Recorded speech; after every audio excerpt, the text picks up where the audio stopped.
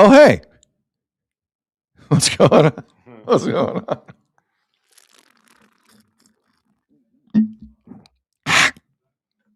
Gus in the chat writes the following. Been waiting all weekend for this, Sid. Light it up. Hoffman, baby. Let me strap in like Hoffman. What is that stupid thing he does? Is like this? Yeah, I am in a mood. Hit the opening.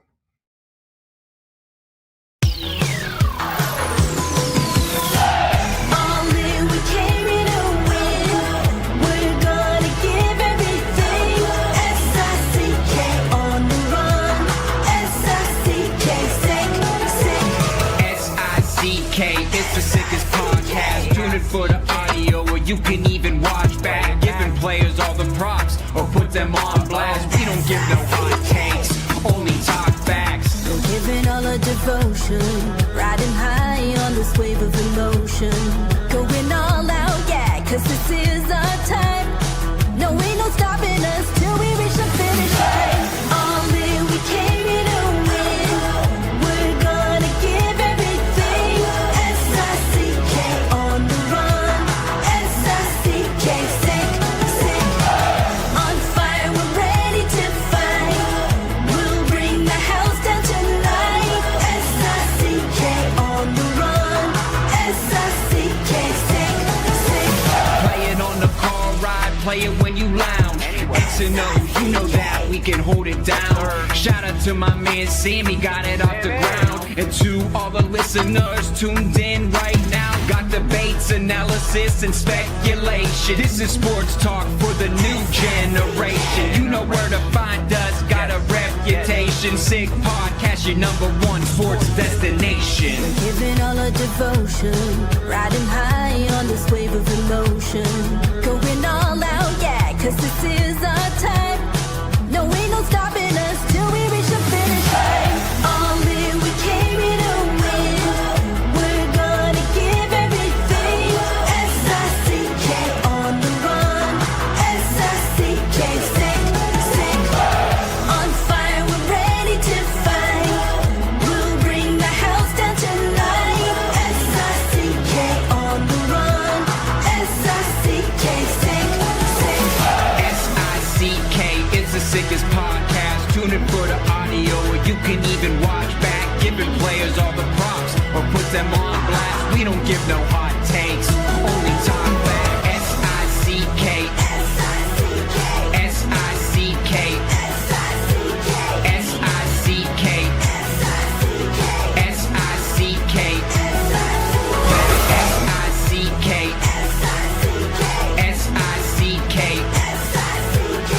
S-I-C-K, S-I-C-K, All in, we came here to win. We're gonna give everything. S-I-C-K on the run. S-I-C-K, sick. You are now listening to The Sid Seixeiro Show. Powered by Sick Media, the sickest Toronto sports show. Now, here's your host, Sid. What's up? It's it. Believe it or not, it is June the 1st. It is Monday, June the 1st. Good to see y'all. We are live on YouTube, live on Facebook, live on X to the listening audience going about your day. We appreciate you. Good to talk to you as well. I've never seen pitchforks out like this in this chat. We've been doing the show since February 9th. And there's been some moments. There's been plenty of Keith Pelly moments. There's been Radko Gudas moments. There's been a bunch of stuff. This is an angry crew today. Get to that in a second. But I do want to acknowledge last night, because there's a moment from about early October to last night when there's always sports on, like always. And around this time in the postseason, it kind of stops a little bit. Like last night is always a weird moment for me because after the Memorial Cup ended, Everett against Kitchener,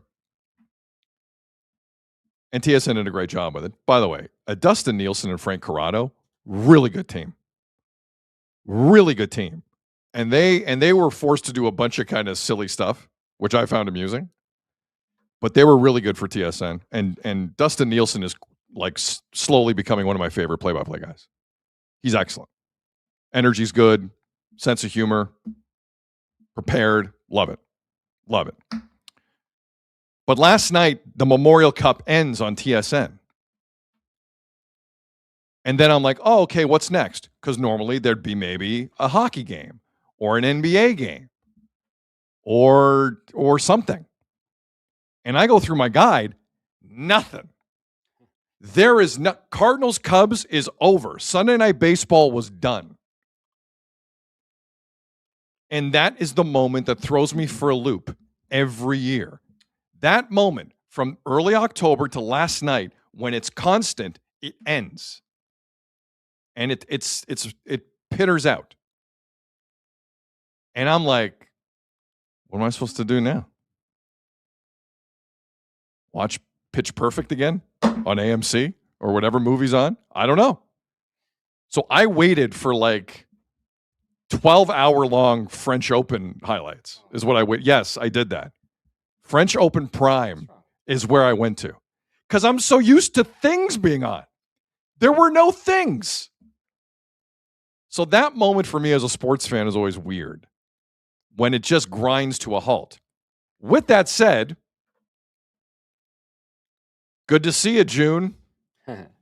This month, the Stanley Cup gets awarded. NBA championship gets awarded.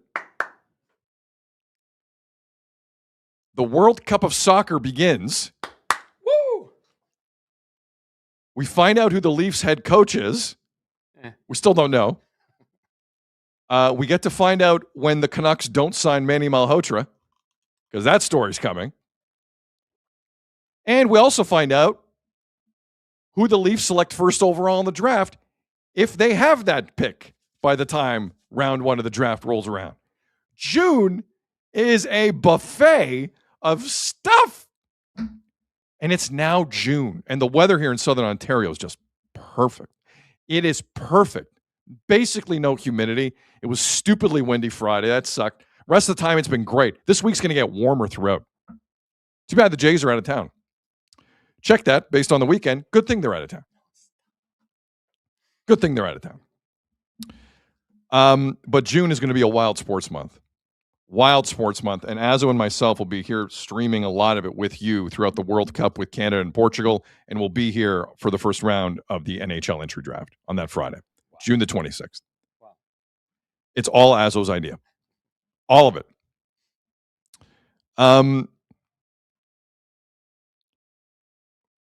Quick story.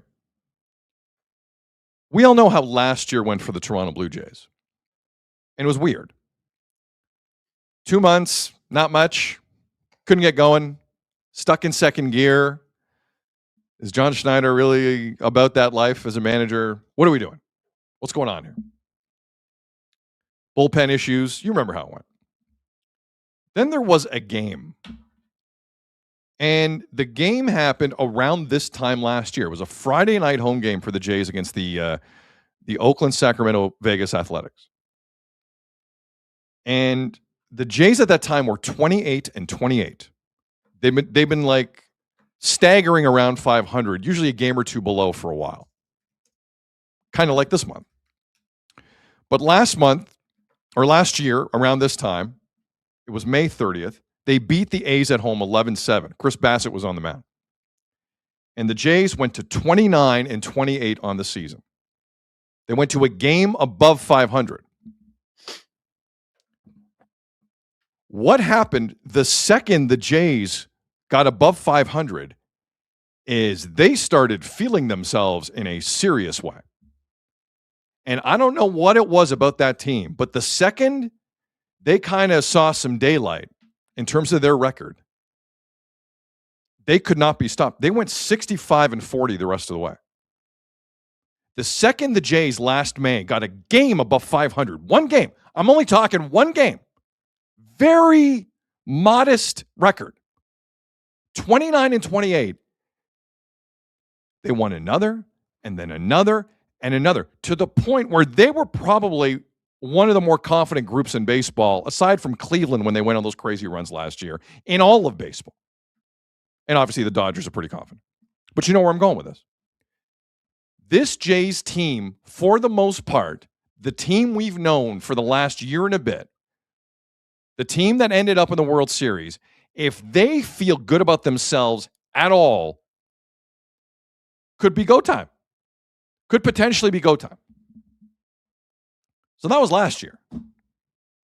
Let's go to Saturday of this year. Jays are at 500. Jays are up 5-1 going into the bottom of the ninth inning, on the verge of, wait for it, going one game above 500 once they wrap up this unconsequential Orioles game. They're up 5-1. Jays go a game above 500 if they win this game Saturday, much like they were about a year ago. Out comes Jeff Hoffman with his mop for custodial duty, because that was the plan. Just clean it up. Just figure it out.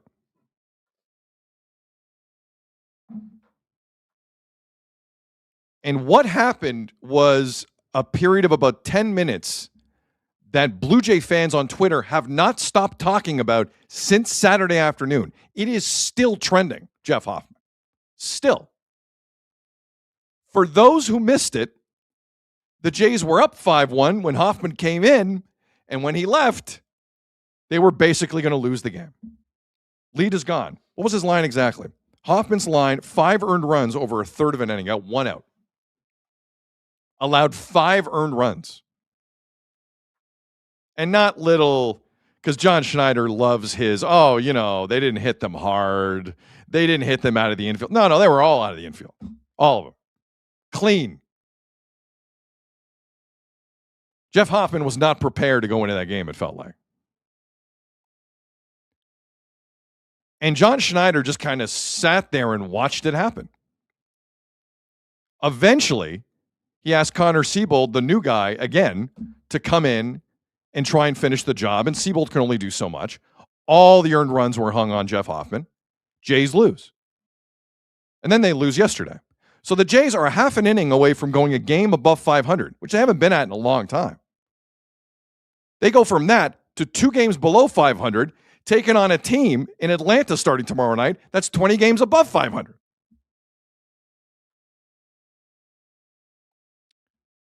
Now, there's a lot of people saying, what's Hoffman doing in the game? Okay, there's 2 reasons Hoffman's in the game. 1, it's 5-1. Only an idiot blows the lead. And 2, let's not have complete short-term memory on this. Hoffman, for 6 straight appearances, did not give up a run. Look it up. I don't think I've ever seen that in his Jays career. For 6 straight appearances, they brought out Hoffman, no runs allowed. So if you're John Schneider, you're like, what's the harm? What is the harm in this? Well, the harm is Jeff Hoffman is not to be trusted in any situation. Before I get into Schneider, though, because part of me is more mad at Schneider than Hoffman, I want you to hear John Schneider after the game stumble his way through trying to explain how his team is not above 500 after taking a 5-1 lead into the bottom of the ninth. Really good first at bat, and then you hit Mayo and, got to a couple strikes, I think, on the next couple guys, and they made some good swings on some sliders down, and then kind of just lost his zone for the walks. Kind of the theme for today. Then you put Connor in a tough spot there, and didn't see that unfolding the way it did. We're asking a lot of them, you know what I mean? And outings like that happen. It sucks. It's unfortunate when you go into the ninth with a lead, but these guys are all pitching a lot and asking them to cover a lot of innings, asking them to cover a lot of high leverage innings. So, this kind of stuff happens. You got to regroup tomorrow, quick turnaround, and get after it on an early game. Now, John Schneider says they're pitching a lot. Look, let's remember the Jays just went through 17 straight games without a day off. It is a lot. And for the record, they were 10-7 in those games. Let's not throw the baby out with the bathwater. This has generally been a good stretch for the Jays. Look at me being positive. But there are two things in this that feel different, I think, for a lot of you out there. Not all of you. With that said, where are all the Jeff Hoffman defenders today? I'm not hearing a lot. Internet down? Need to call a tech? Nothing? Nothing today? No? No? Jeff Hoffman's the best closer in baseball. Where's that idiot today? Where are you? I miss you. I miss you. What's the account who breaks down the pitching? Ninja pitching? What is it, Azo? What is that? Pitching Ninja. Pitching Ninja. I remember last year, they claimed he was Mariano Rivera. You idiot. Where are you today? I don't. Where are you today? All you baseball savants.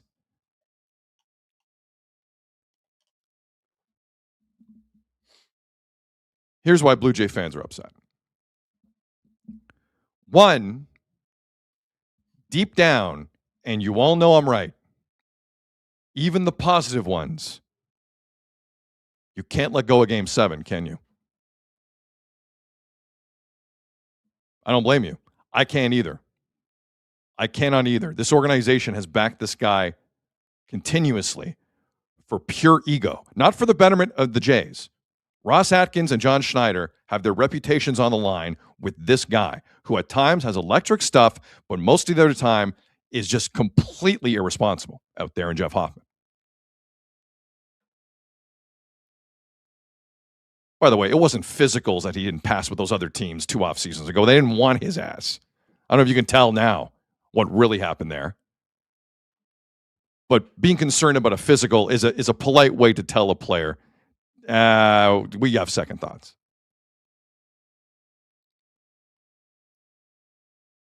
And I think the organization has a big league problem here just from a trust standpoint.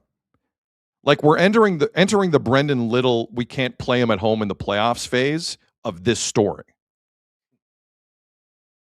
If you can't put him into a game on the road up 5-1, what are we doing here with Jeff Hoffman?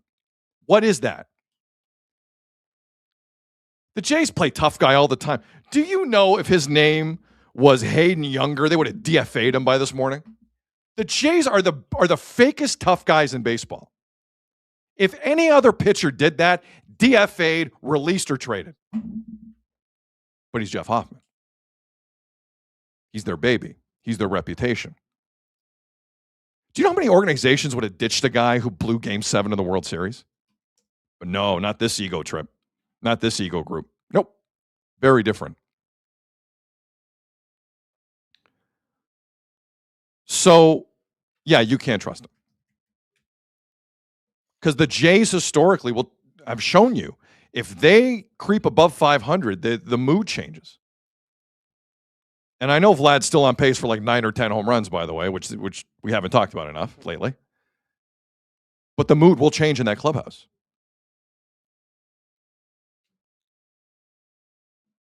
Call me crazy. I think you have to. I think Jeff Hoffman's time as a Jay is over. Where do you put him in a game if it's not that moment? What are we doing? What other spots are there left for him? You want him to catch? How are you going to use Jeff Hoffman? When? Against whom? When against the Braves are you going to use Jeff Hoffman this week? And the Yankees?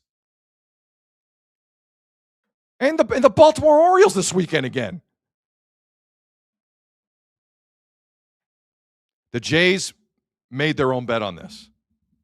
They made their own bet on this. We have the utmost faith in Jeff Hoffman. Ross Atkins, John Schneider. Wrong.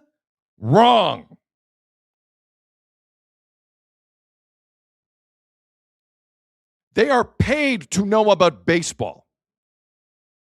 That's their job. I'm not mad at Hoffman for not being a great closer. We knew that like in May of last year, he wasn't a great closer. Because great closers don't walk everyone and give up home runs. That's not a great closer, but you have to know baseball to know that. Jeff Hoffman isn't playable anymore. And if you want to be a serious team at this year's deadline, you got to find 2 more Varlands. Good luck with that. So that's Hoffman. I think the other reason Blue Jay fans exploded on this, and with good reason, is when John Schneider goes into statue mode. I think that's a big part of this. Because for most of you Blue Jay fans, like this was the nightmare on full display. 2 guys you trust the least screwing up concurrently. If you don't trust the bus driver, where is this going? John Schneider brought out 3 pitchers at the end of Game 7. They all gave up home runs against the Dodgers. That was John Schneider. John Schneider had IKF tied so tight to third base. We're still talking about it. That's John Schneider. John Schneider used every player he had in LA in that 18-inning game by like the 9th inning or 8th inning. That's John Schneider. And John Schneider Saturday, with a chance to go above 500, heaven knows this organization needs some good news. With a chance to go above 500, stood there, red-faced, and just watched. I think that is what gets Blue Jay fans more than anything. The watching. No reaction, just watch it. I don't care if we blow this game. I need to be right about Hoffman. That's how I took it. And Blue Jay fans are seeing through that. This is no longer about the betterment of the Jays. This is about your job and your ego. You can't be this wrong about a player and still have a career in baseball after this. You can't. And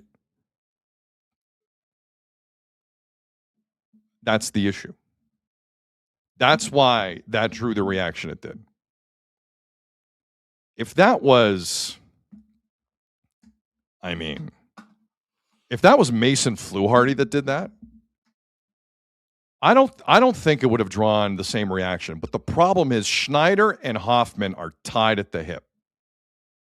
And they represent the stubbornness that prevented this organization from winning a 3rd world championship. And it's still happening. That's why people are freaking out. You would think people in the organization would learn. You are mistaken. That's not what's going on here. With very little bullpen, they're still pulling starters at 5 innings. It's the same act. And that was on display again as Schneider trusted Hoff completely. And if you're angry with that, I'm with you. I get it. It wasn't bringing in Hoffman that bothered me. It was standing there and watching it that bothered me as it continued. Hoffman went 6 appearances without allowing a run. It was a 5-run game. I do understand the decision out of the bullpen. I get it.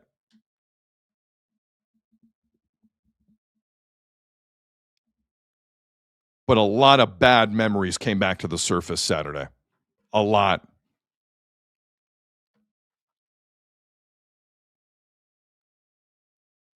And I know I'm a little unfair sometimes. I get it. I'm more self-aware than you think. But the Blue Jays should have 3 championship banners hanging, and 2 of the reasons why they don't were out there Saturday afternoon at the end of that game. Jeff Hoffman and John Schneider. And it's not changing, it appears. That's why people are freaking out. At some point, lessons have to be learned. And when it appears they never get learned, that's when fans start to lose in this city. How many times have you heard John Tavares said we have to learn some lessons? By the way, weird how a Morgan Riley, John Tavares team didn't win again over the weekend. Weird how that happens. Didn't even medal. Didn't medal. Congratulations, Snor. Better team.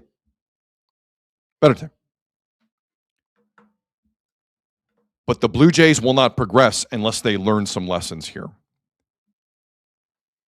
And if you are a fan tired of seeing the same mistakes over and over and over again from either your manager or the closer entrusted by your manager, I don't blame you.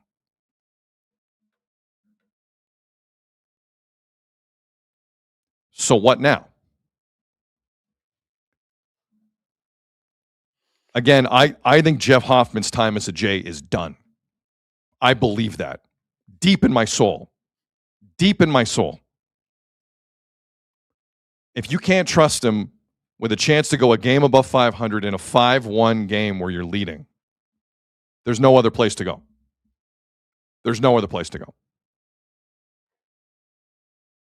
We're about to find out how serious the Blue Jays are about this season.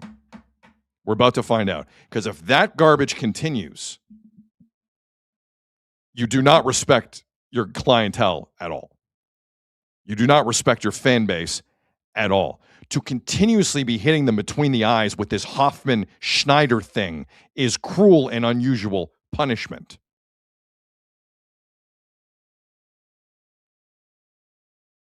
And again, I get bringing him in that situation, but now it's apparent what has to happen. Okay? I don't care if he's a nice guy. I don't care if his family's amazing. I don't care. Stop disrespecting your fan base now.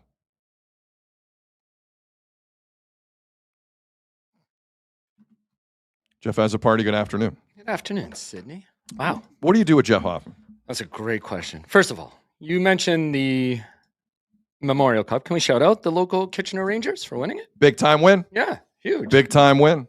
Could have watched Euphoria season finale last night. I just want to get up to date on all the stuff you missed me with in the 27 minutes it took to get. I'm not counting though. Anything else you want to get into the Italian WWE card? Is that? Yeah. Did you watch that? You could have watched that last night. I saw some of the entrances. Yeah. Oh, they were ready. Were they in where were they? Turin or Milan? Yeah, it was where they it was like one of the arenas they built for the Olympics. That's where they fought. So Milan? No, it was Turin. Turin. Yeah. Oh, they were ready. Yeah. That Cody Rhodes entrance was insane. It was pretty good. Wow. Almost as good as the Jeff Hoffman entrance on Saturday. Be. He has an entrance too. Doesn't that mean he's good? I know some people in the chat were saying that. I can't find it, but I don't think you can pitch Hoffman anymore. I'm sorry. Unless he's the guy who gets you through when it anymore. becomes an early game and you're blown out. Like you're paying him $11 million a year. That'd do something. But to your point, not only did they like you said they would have moved on from him, they didn't replace him as a closer. Like they didn't go out and get him. They did nothing. They did nothing. Yeah. And they talked to us like we're dumb. And again, Ross said at the end of the year, he's not tied to him being the closer and then did nothing. Until Ross wasn't good at his job to get the other closer, and then he's like, yeah, we like him as our closer. And that's to your point. That's literally Ross's job. Yeah. Right. You have a closer that gave up a tying run with 2 out to win the World Series. Stick with him or new closer? Mm-hmm. Yeah, no, I mean, I think we're going to stick with him for a little bit. We're going to ride this out. Would you pitch him again? Yeah, well, you have to. Well, why do you have to? Because have you seen they're doing 2 bullpen days in every round of the rotation. They got 2 bullpen days. You know what? They need starters. They need I'd rather bring up 2 arms from Buffalo than see this guy ever again in my life. I mean, don't care to see Jeff Hoffman again in my life. We know when he doesn't have it, right? Ever. You want to know, this is what I don't understand about it. I've said this to you before, and I told you, like, this team has to learn from their mistakes, which they've shown to us that they haven't done in the past, and they haven't. Jeff Hoffman's superpower is making guys swing at stuff outside the zone. When he does that, he's good. When guys don't swing, when guys are plate disciplined against them, Then he starts to try and aim it instead of throwing, and unless he's walking guys, then they start hitting the ball all over the place. The Orioles they're 6th in the league in chase percentage. They're 10th in the league in zone percentage. They're not a great swing. team, man. No, but They're they know not. it. But they're plate discipline. You can't put them in. For a team that relies on so many stats, I don't understand how the Blue Jays don't know that. And to your point, Schneider just watching it happen, when you see he doesn't have it or the other team isn't swinging at his stuff, let's go. Make a change. Get somebody else up. I know you're coming off 17 straight days. Again, 2 bullpen days out of every 5 times around the road, like around one rotation change is insane. Insane. Again, shout out Patrick Corbin. Yes. Who knows what would be going on here without Patrick Like Corbin? they have to do something. To your point, if they wanted to prove they were serious, they would have done something. Do you see the Twins just DFA'd Simeon Woods Richardson? I mean, he's 0 for 7. I missed that. He's 0 for 7 he's 0-7 on the year, but why not? I mean, you need somebody to pick up these innings. Ross won that trade. Like Max Scherzer, we're going to talk about, made a rehab start, but man, you can't have 2 bullpen days. Like you're going to be running on fumes. Honestly, I think if that game was tighter, he leaves Varland to go back in for the night. But 5, a 4-run lead. If it was tighter. Yeah, if it was tighter. Which because they used to make Hoffman do that all the time. You're right. I don't disagree with that being a good spot to put in a guy who you don't trust. And like you said, his last 6 appearances. But now, like we've reached the point where we have the body of work. No. I'm not doing this anymore with Hoffman. He's been here a season and 2 months. When he's on his game, it's a lot of fun. Again, it's a lot of fun. It's like the Leafs in the regular season the last 10 years. It's fun. It's interesting to watch. The power play's fun. Great. Marner spun here and he spun there. Great. Austin Matthews scores 50. Great. When you need it to be really effective, it's never there. It's never there. And I've had it. I'm saying look at the Mike Gillis advantage, where you look at the team you're facing. The Orioles don't chase much. They're really good at watching balls come into the zone, and that's what they swing at. So that's a team. Sorry, what Mike Gillis thing are you talking about? Remember Mike Gillis when he says you look at every team across the league. Oh, like a GM. Yeah. Mike Gillis had this special position for a team called a GM that he wants to bring in. Yeah, what a genius. No, but when you look at the weakness and the strengths of other teams and try and play on them, the Orioles don't chase a lot of balls outside the zone, which is what Hoffman gets a lot of guys out of. So even if you're going to put him out there, you know early if it's going to work or if it's not. To your point, I think that's everybody cringes because you know when he doesn't have it, and then you just let it play out, and you can kind of feel the loss coming. If it's a team that chases, dude, go back and watch the ALCS, Game 7, 9th inning. The Mariners chased every ball out of the zone. That wouldn't have been a great outing. That would have ended up like the World Series did. Teams that chase out of the zone are okay for Hoffman. Teams that don't, you can't put him in against because then he panics. We know he's fragile once he gets runners on. And we also know he's fragile because Schneider refuses to say anything bad about him after the game. He won't call him out like he does Lauer or Little or whoever. I don't know. Cute Steffi in the chat comment. Ross needs a cash out. Ross Atkins. Yeah. Go get Don Mattingly to manage. Well, Ross is number 1 on this. I believe that ship has. I think that ship has sailed a little. The fact that you came with the same bullpen with the same 9th inning guy, you're having all these pitching issues. Again, you just played 17 straight days. Your bullpen's taxed, dude, and it's June 1st. Like, I don't care who it is. Like, you're in trouble. Especially considering the way the Jays use their starters. Yes. And they only have 3 starters right now to begin. Right. Every game you're using 4 to 5 bullpen arms. Like, that's insanity. Chris Murray in the chat. Hoffman lost us 6 games. That will bite us come season end. It might. Yeah, that's in a wild card race. You better watch that, bud. But the thing that I understand is now, like, I don't want to just crucify 2 people for this. No.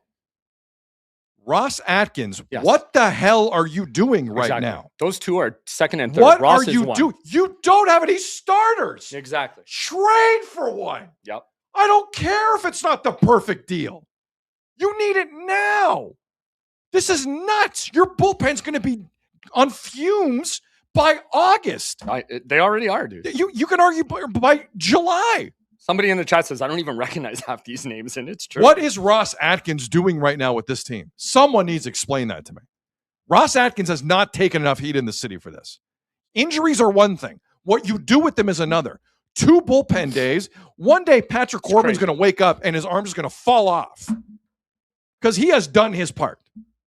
What was it? Thursday, 5 innings, an earned run, 4 Ks for Corbin. Thank you, Patrick Corbin. And you got a deal on him. Go spend some money somewhere else. Jordan in the chat, Santander greater than Hoffman. I have an update on Santander coming up a little later on. Maybe he can pitch. Mm-hmm. Maybe Santander can pitch. Like, try Simeon Woods Richardson. It's a guy you liked originally. Maybe Pete Walker can work with M. Pierce in the chat, Tarek Skubal is available. Yeah, I didn't realize the Tigers were like 16 games below Dude, 500. they're like one. They're They 16 might be the worst games team in the below league. 500. Yeah. The Tigers. Ross Atkins, where are you, man? Where are you? But like, What? Just anytime. I'll take a pitcher not working. Lucas Giolito was available for months. Someone picked him up. Padres picked him up, right? Yeah. Padres picked him up. and he's been doing all right. Anytime you want to bring, it's the only time I've agreed with John Schneider. Now you need outside help for both the bullpen and your starters. Now you need outside help. Anytime, Ross. Jesus Christ. You just finished 17 games in a row, and you got another span coming up of 16 games in a row. You better do some. Some of these guys aren't coming back up. I mean, look, I'm just looking for some. Remember Redman, the hip hop guy? Oh, yeah. Part of the Wu-Tang Clan for a little Yes, bit? of course. No. There's a track, one of my favorite Him and Redman Meth, tracks. yeah. It's Time for Some Action. Oh, of course. Time for some. Some of you kids don't know about that. Good track. Ross, listen, put Redman on your Spotify today. Ross Atkins listening to Redman's a funny thought to me. That is pretty good. Time for some action. This inaction's getting nuts. Nuts. Yeah. The American League has been awful all year. You've lost really nothing yet. But that if your bullpen's spent by August, you're losing everything. You're losing everything. It's crazy the vibes could be this bad with a team that just won 10 out of 17 when it's consecutive games. Like, that's pretty good. When you have 17 straight games, like 2 weeks without a break, you win 10 of those games, it's pretty good. But like the vibes just aren't there with this team anymore. Like you said, I told you, I wanted them at 500 come today, and they were right there. And they just continue to give it away for one insane reason or another. Chris in the chat, should have kept Bassett over Hoffman. Chris Bassett was doing everything in his power to get traded back to the Jays this year. Did you see that? Yeah. Did you see the interview you did with Arden? I did. Well, he had his best game against them. He was looking pretty good. Bassett hates it there. But that's what sucked about that game too, right? Like it's amazing. Savage didn't have his best stuff that day, but he battled through and they still had the win. Those are the wins you need. Man, that's what made that game hurt even more. You just need to make a move now. Yeah. If you're serious about getting through, like, the playoffs are there. Now, if you don't want to give up a bunch of prospects for this right now, part of me understands that. Of course. But you can find somebody. You can't sit there and keep watching Hoffman get thrown out. This is crazy. He should have been released after that game 7. They're not going to release 11 million. Who cares? Yeah, they do. You think Ed Rogers, after watching that, cares about $11 million? Hey, Ed, he cost you the World Series. Tony, he cost you the World Series. Eat the $11 million. You ate money on Brad Treliving. You ate money on Craig Berube. You can eat money on that Siv Hoffman. There's only Don't give me that. You only got one more year of him. And you only had one more year of Brad. You can take that either. Fired his ass, too. Tell Keith Pelly to do it. He'll fire anyone. He'll figure it out. Oh, buddy. It's just tough because they were right there. To your point, about to go over 500, could totally change the vibes of this team and just gave it away. Like you said, it was continue.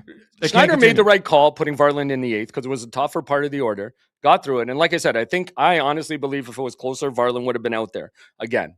He would have been out there again. Jack in the chat. MLSC owns the Jays? Kinda, yeah. Man. It's called Rogers. Have you heard of it? Bell sold out. They left. Tannenbaum, not that important. It's Ed and Tony's show. They want all the smoke. Do it. This guy's costing you championships. And by this guy, I mean Ross, John, and Hoff. Yeah. All of them. Preach that. Stop it. This is nuts. They are not there for the betterment of the franchise. They want to be right. Big difference. Big difference. Our neighbors here in the office building think I'm nuts. But they agree with us. Yeah. True. And then to come out and just lay an egg a day after you give that one up is just crazy. Like that game should end. But that's my point. The Jays have a history of feeling good, feeling themselves when they're good. Yep. When they're above 500, they were unstoppable last year, basically. Yep. You're right. And it's been a long time this season. What? Third game of the season, fourth game of the season, since they were above 500. Yeah. Crazy. And that's what Hoffman could have solidified for you. Okay. I think Hoffman should be gone. I'm not gonna make any bones about that. This is idiotic. This is know. idiotic. How many times you're gonna trust this guy and he's gonna kick you in the groin? And that's the one thing we want to see from this team is a 4-run lead because they don't really have many of those. Like this team cannot hit starting pitching. They never give their bullpen a rest because they're off to a big league. Like 4 runs should be enough for That's anybody. the one. You don't have that kind of lead often. Yeah. That's what makes it hurt. And Hoffman came in and soiled himself. Dude. On a beautiful afternoon in Baltimore. And then Schneider did by watching it. Just what? Like the statue bit is what's really getting people. He froze. He froze with IKF in Game 7. He froze with every pitcher he brought in at the end of Game 7. He's been freezing all season, and he froze Saturday too. Schneider isn't about this. He is not a major league manager. At best, he's a bench coach.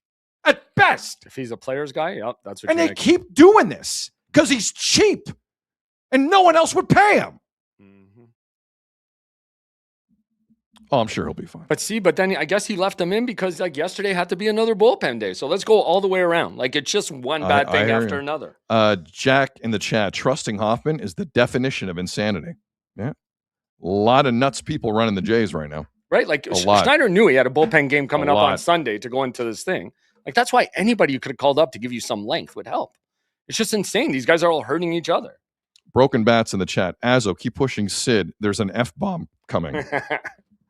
I'll keep that under control. Yeah, you're pretty good at that.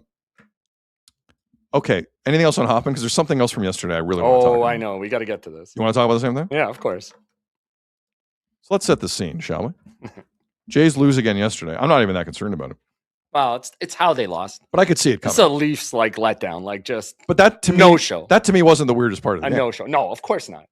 So it's 6-0, bottom 6, 2-0 count. I believe Jackson Holiday is up, and Hayden Younger was he making his major league debut yesterday? I believe it was. So he's in a bind, and Brandon Valenzuela, because he's a good kid and I like him as a professional, he goes out for a mound visit. Now, mound visits normally, especially between catcher and pitcher, not that long. It's not like a break between innings. It's not like if Pete Walker goes out there. It's not a change of pitcher. It's a mound visit between a catcher and the pitcher. That's it. There's a clock on it, actually. Home plate up, says you can only have so many seconds for this. Yeah. So Brandon Valenzuela goes back to the mound, or back to home plate. Valenzuela goes back to home plate. And then there's a shot on Sportsnet's broadcast of Valenzuela, staring off into right field.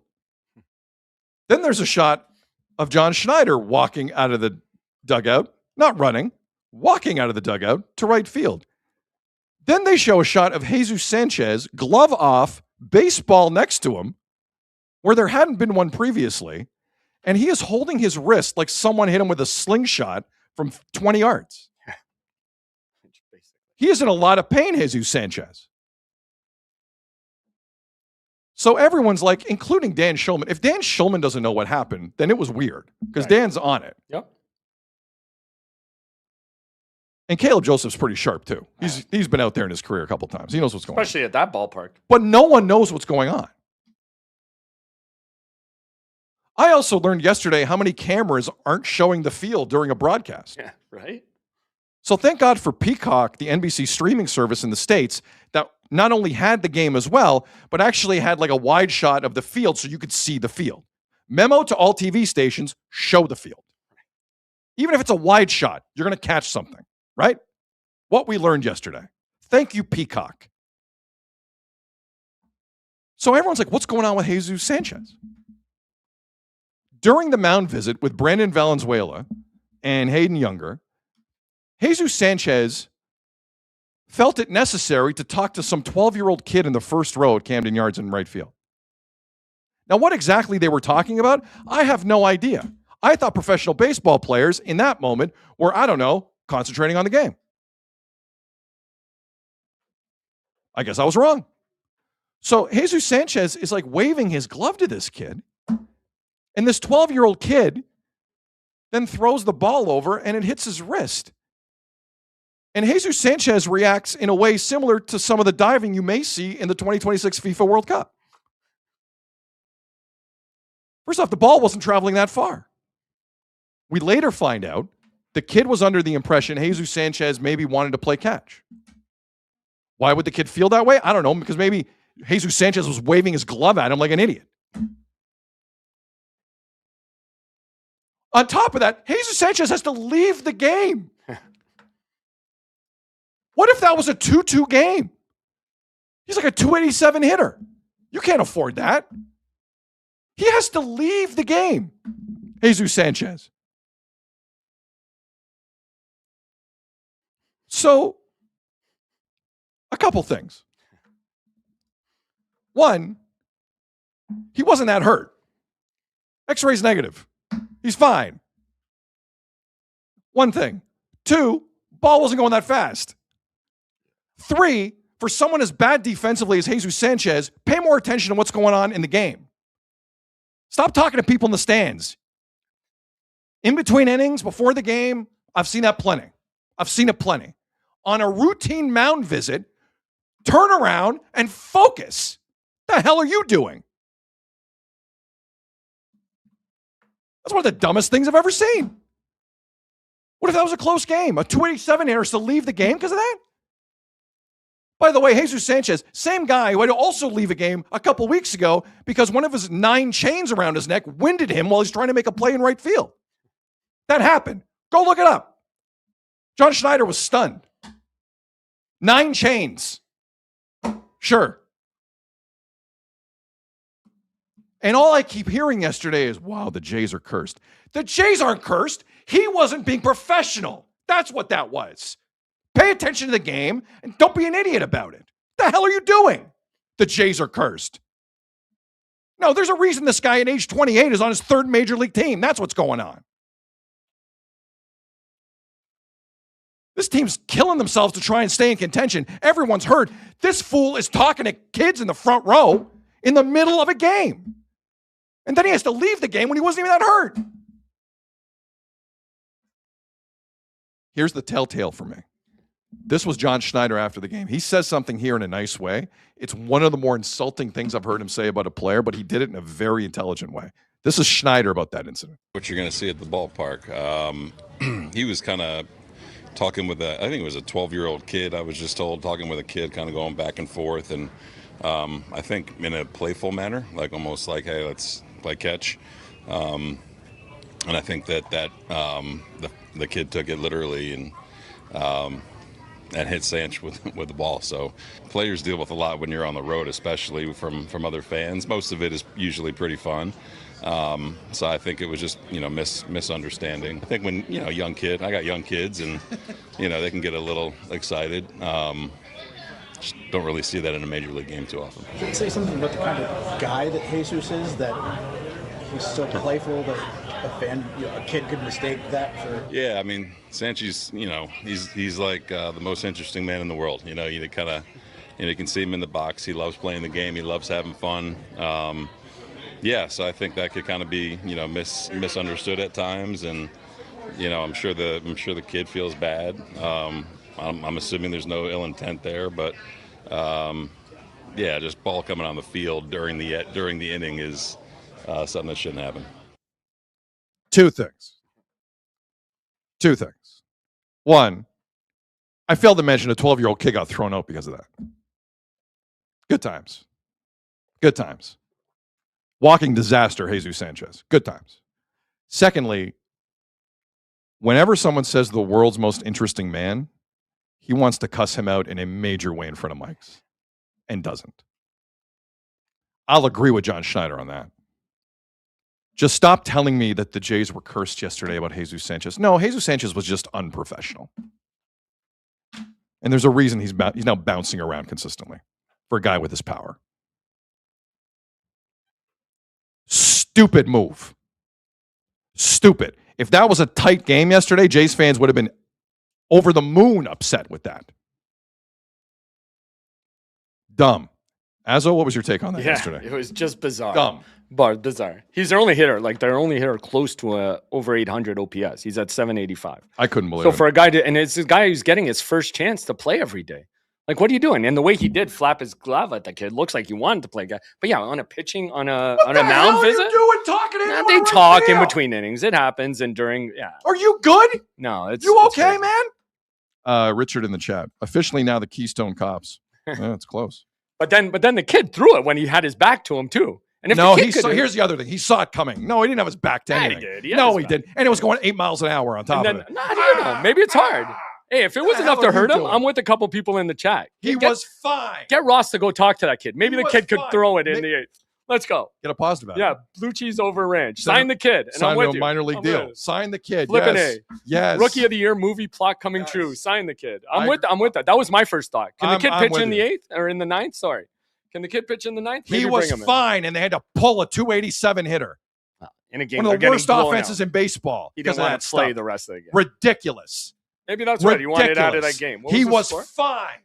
Maybe he wanted He it out. was fine. Enough of this garbage. Snyder strolled out to right field. He was so unconcerned about it.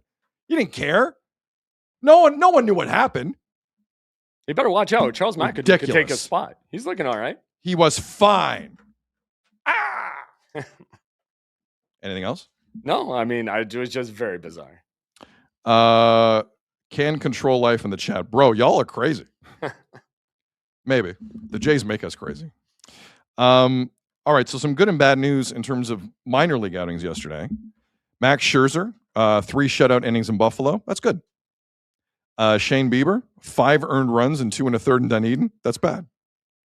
So I don't know if Shane Bieber's coming back anytime soon. What I do, as a Max Scherzer at 41, like in the minors, trying to prove he's good enough to come back is an insane look I to me. know. Is that not crazy to anyone else? Yeah, a little bit. Like how? Like Well, and then he's, I was he's thinking- a Hall of Famer, man. Like, you see Like- what the Mariners are doing with Castillo, and I can't remember who the other pitchers where they're piggyback. I was thinking maybe you could do that with him and Spencer Miles. Right? You could, But no, now you Eventually. can't, dude. They already have 2 bullpen days. You need Scherzer to start for you as soon as he's ready. You do, unless you go make a move. No, I know, but I see that yesterday. Like You need some length here. When's the last time you saw a 41-year-old Hall of Famer yeah, but in the minors trying to prove himself he's to not a Anthony major league team? Stolars where he's going to say no. No. He wants to prove. No, it. he genuinely. Listen, I Yeah. applaud him. Yeah. He loves being around this clubhouse. Yeah. He wants to be around this team. And he I- wants to make sure he's there to compete. 100%. So you need to do it in 100%. the minors first. He has to get a feel for things. Um, It's just crazy. This is where we're at. this was a weird weekend, dude. And the Jays, to be fair to them, have not played poorly. No, they've won lately. 10 out of 17 They've not. consecutive games, which is very hard to do. Like, they're coming through a really busy stretch. But again, this June schedule, man, it's pretty tough. Chris LaRose in the chat. It was Hoffman who threw the ball at Sanchez. Yeah, just a little bit off. Yeah, he would have missed. You know, he would have missed. Anything else? Nah. I Jays think off I'm day good. today. What you saw something what the Jays are doing on their off day in Atlanta? Oh, yeah. What are A they few doing? of them were fishing. They're out there fishing. Who was it? Miles Straw posted on Instagram Live. Him, Ernie Clement, Louis Varland, and Trey Savage are out on like canoes fishing. Okay. And Davis Schneider's in the comments chirping them. Oh, my God, they didn't. Oh, that's right. He's in AAA. Buffalo, yeah, they yeah. didn't invite Schneider. No, no. Schneider misses being Davis Schneider. Of course. Well, don't hit 150. yeah, exactly. Then you can stay with the They'll team. be back at some point. Oh, Maybe. Schneider at this point, Jesus Sanchez is getting released in Maybe 3 months. Didn't Schneider pitch one time as a position player? Maybe they Yeah, can he bring did. him up. Yeah, it's always really They might cute. need him too soon. Really cute when you're getting destroyed Maybe like that's that. how they get over the Kirky thing, right? Keep Brandon Valenzuela and move Heineman to the bullpen. Yeah, I don't mind that. Hide him into the bullpen. Valenzuela's not going anywhere, man. I know. He's not going anywhere. That's the thing, though. Like, starting to really like watching some of these younger guys play. Like, again, even McAdoo on the weekend, like, looked pretty good. Yeah, it's true. Penango, that home run yesterday was, man, what a power Yeah. shot. He can't play defense for anything, but he's got power. He's learning. He's learning. He made a nice play the day after he made those 2 errors. Oh, and a McAdoo shutout. Yeah. Shout out McAdoo. That's twice now I've done it, of course. I know. He's a big kid, McAdoo. It is. Like, I like it. You got you listen. But these are the if- guys Ross traded for, which is why I don't get, like, if you want to give them a shot, if you believed in their talent, give them a shot. And so far, they've been doing well. Mm. He got all these guys in trades in, I believe it was 2024, the year where they sold off guys. It's true. It's true. Like, if you trust in their talent and they've been proving it, they all did well at the minor league level. Like, honestly, at this point, I'd almost rather watch them play. Let's do it. I just want to see professionalism. Yes. I have to be honest with you. I just want to see professionalism. I don't know what Jesus Sanchez is about. I'm kind of over that.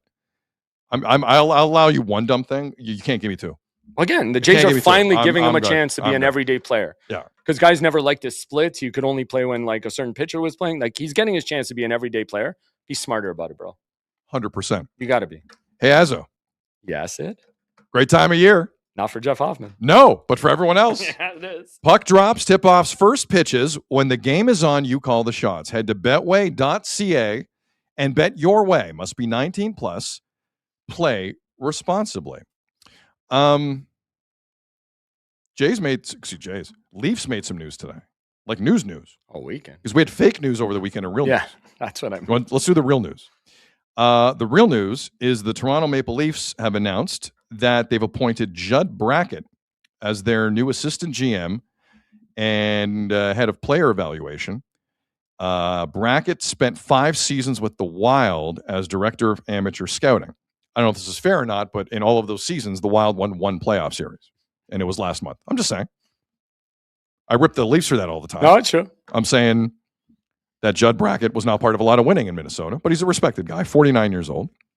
Also worth noting, Freddie Hamilton has been promoted from within. He's going to be John Chayka's chief of staff, much like a White House chief I was going to of say staff. the Chiefs had staff thing threw That's me the off first of it. chief of staff in National Hockey League history. Go watch The West Wing to see what Freddie Hamilton's going to be doing. By the way, Freddie Hamilton's brother is Dougie Hamilton of the New Jersey Oh, Devils. wow. Did you know that? I didn't know that. Last time I checked, the Leafs need a defenseman who can move the puck. That would help. Now, it's not like Dougie is strong in other areas, but he can at times move the puck. Take what you can get after last year defensively. He is offensively inclined. Now, some other things that happened yesterday. Yesterday was wild because the Leafs still don't have a head coach. Yeah. And the Jay Woodcroft story is so fascinating because I'm seeing equal parts they're not interested and equal parts they still want to talk to him, which is bizarre. But the other coach you keep hearing about is David Carl from the University of Denver. Now, yesterday, it began on Twitter and social media to pick up steam that the Leafs were like going to announce today his hiring. And a lot of people, a lot of insiders in this country quickly said, no, that's not happening. This is the most interesting interaction I saw. So this is a Twitter account called Leaf Updates, and it says this: no clue what to believe in the Leafs head coach search right now. Next comment. Yep, me neither. Hey, Elliot Friedman, can you tell us what is going on? And Friedge responded. Wow. And he just said, still going through the process, end quote. Now, does this mean Friedge is going through the process? Or the Leafs and David Carl are going through the process? Great question. I don't know. David Carl, for those who've forgotten, University of Denver, the hotshot 36-year-old coaching prospect, 3 NCAA titles, and won the last 2 World Junior Championships with the United States. So we're not sure where the David Carl thing is sitting. We should find out more soon, you would hope. Anything on either of those, Azzo? I saw David Pagnotta. He pretty much had that. He took himself out of it. There was a report that David Carl didn't want to. Doesn't want to. So David Pagnotta is going all in on. Yeah. It's not going to be. It's David not Carl. going to happen. Wow. I was just trying to find it. Wow. Okay. And listen, you know what? It's for the best. It's for the best. Bringing in a guy who's unsure in this market, bad idea. Well, yeah, it's not smart. You said it last week. If he doesn't want it, then don't give it. Like, don't waste time on it. If he doesn't want it off the front, if it's his opportunity and he's hemming and hawing about it, no, move on. Right? You can't be the Oilers and waiting for one coach. I'm with you. Jack in the chat. David Carl talking to the Maple Leafs about that job in his first NHL gig is a mistake for him. I don't disagree with that either. That's a big jump. Major league jump. Unprecedented head coaching jump in this city. You've seen inexperienced executives now and again. But in terms of a head coach behind the bench for the Toronto Maple Leafs, this would be uncharted territory. So apologies. It really would. The Pagnotta tweet yesterday was, I'm told that while Toronto has spoken with David Carl, that's the extent of things. No formal interview has taken place. I'm told Carl has told the Leafs now is not the right time for him. He put that out there. Okay. So, and yeah, I think he doubled down on some show I read somewhere that, yeah, it's not going to happen. And I don't know if maybe he's waiting for the Avalanche job, because have we even heard from Colorado yet? Well, here's the interesting thing. Yeah. Over the weekend, it was circulating intensely that the locker cleanout day should have happened Friday or Saturday. 100%. Not happening until sometime this week, which means all hell is breaking loose behind the scenes. There's some serious conversations going on. That is a clear tell that there are things going on with both Chris McFarland, the GM, and potentially Jared Bednar. You never know. I'm telling you, the Makar thing, I'm telling you, it's not the loss. Vegas are a good team. It's not the loss. It's the stuff with Makar publicly. That will bury Bednar. And McKinnon being so pissed. They want to re-sign Makar. Obviously, he's one of the best defensemen of this generation. If Makar is looking at him sideways at all, Bednar's cooked. And there's no coming back from that. There's absolutely no coming back from But that. even if Carl is waiting to see what happens there, and the Leafs would be even his second choice, move on. Like Pete DeBoer last year in Dallas with Jake Ottender. You can't do that. You can't rip people. Who was it? But then somebody, I thought I saw this weekend too, that was it Cervelli who said like the Leafs might have some interest in Laviolette? I don't like that. I don't like that at all. But I did. There were a lot of people saying the Oilers and the Leafs looking very intently at what Colorado's about to do here. Yeah. Bednar's going to get picked up quick. Oh, of course. Bednar's going to get picked up quick. But I'm not saying it's not the right time in Colorado to leave. It feels like it is. When you're having that kind of public discourse about injuries. Mm-hmm. Now, it should make his Toronto time, if he's hired here, interesting because they don't like to talk about injuries in the city. Yeah, I don't know if you noticed. The Leafs aren't that public with it. The Leafs tend to make people change their stance, though. Wacky in the chat. If Bednar did that to Makar, then we don't want him here with our already soft as baby poop players. It's not a bad line. Oh, sorry, it was Johnson. So Chris Johnson had, if the Oilers don't wait for Bruce Cassidy, I would think Peter Laviolette would likely be favored for that job. But wouldn't surprise me at all that the Leafs are trying to talk to Laviolette as well. I don't like that. That is such a mistake. Right? Just give it to Derek Lalonde, man. Seriously, at this point. Like, what are you doing? And Pagnotta also had that Berube interviewed with Edmonton. Say again, sorry? Berube interviewed with Edmonton, according to Pagnotta. Well, CJ had the note that Berube ran into McDavid at the airport. Oh, wow, really? I missed that. I think McDavid was coming back from his vacation. Mm-hmm. And Berube was, I don't know if he was leaving Edmonton or coming into Edmonton for the interview. Right. But they ran into each other. Yeah. Which is comical. And then I think Cervelli also had the Kings are looking at Woodcroft as their main guy, but Woodcroft's kind of hesitant about it. Want to see what other jobs? I think that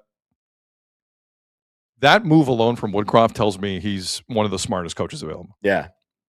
Yeah. The Kings are a bad job. Mm-hmm. Kings are a really bad job. That's not a good team. They've been built incorrectly. And Ken Holland is just going to make one bad move after another. I wouldn't. Bringing in Panarin is insane for that franchise. Right? It's insane.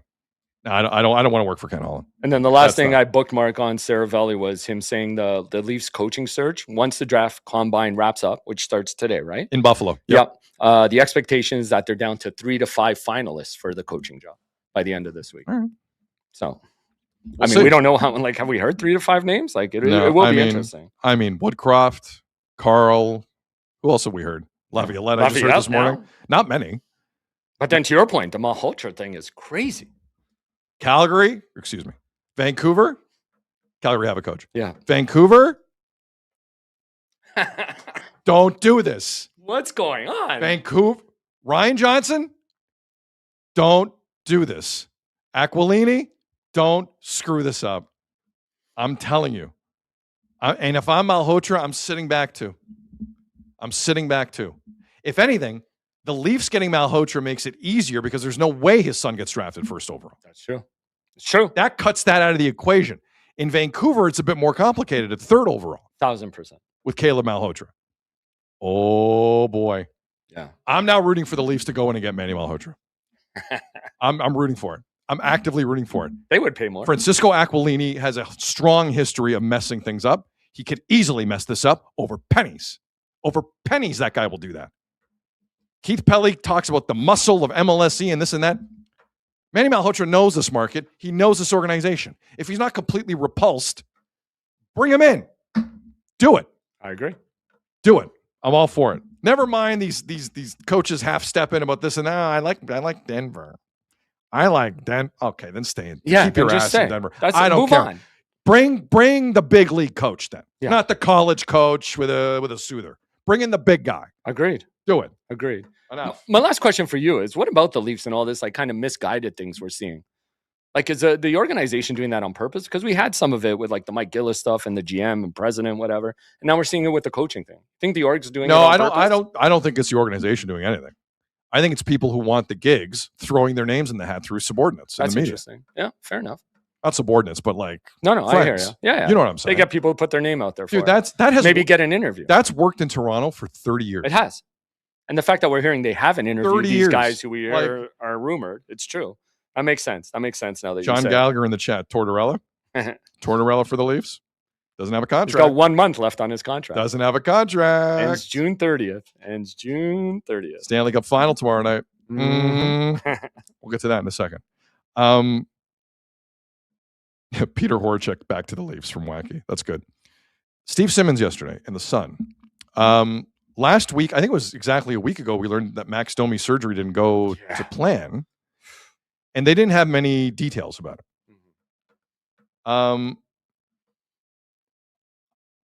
I do feel a certain way about like people's medical information being scooped up in reporting, but Steve Simmons doesn't seem to have an issue with it.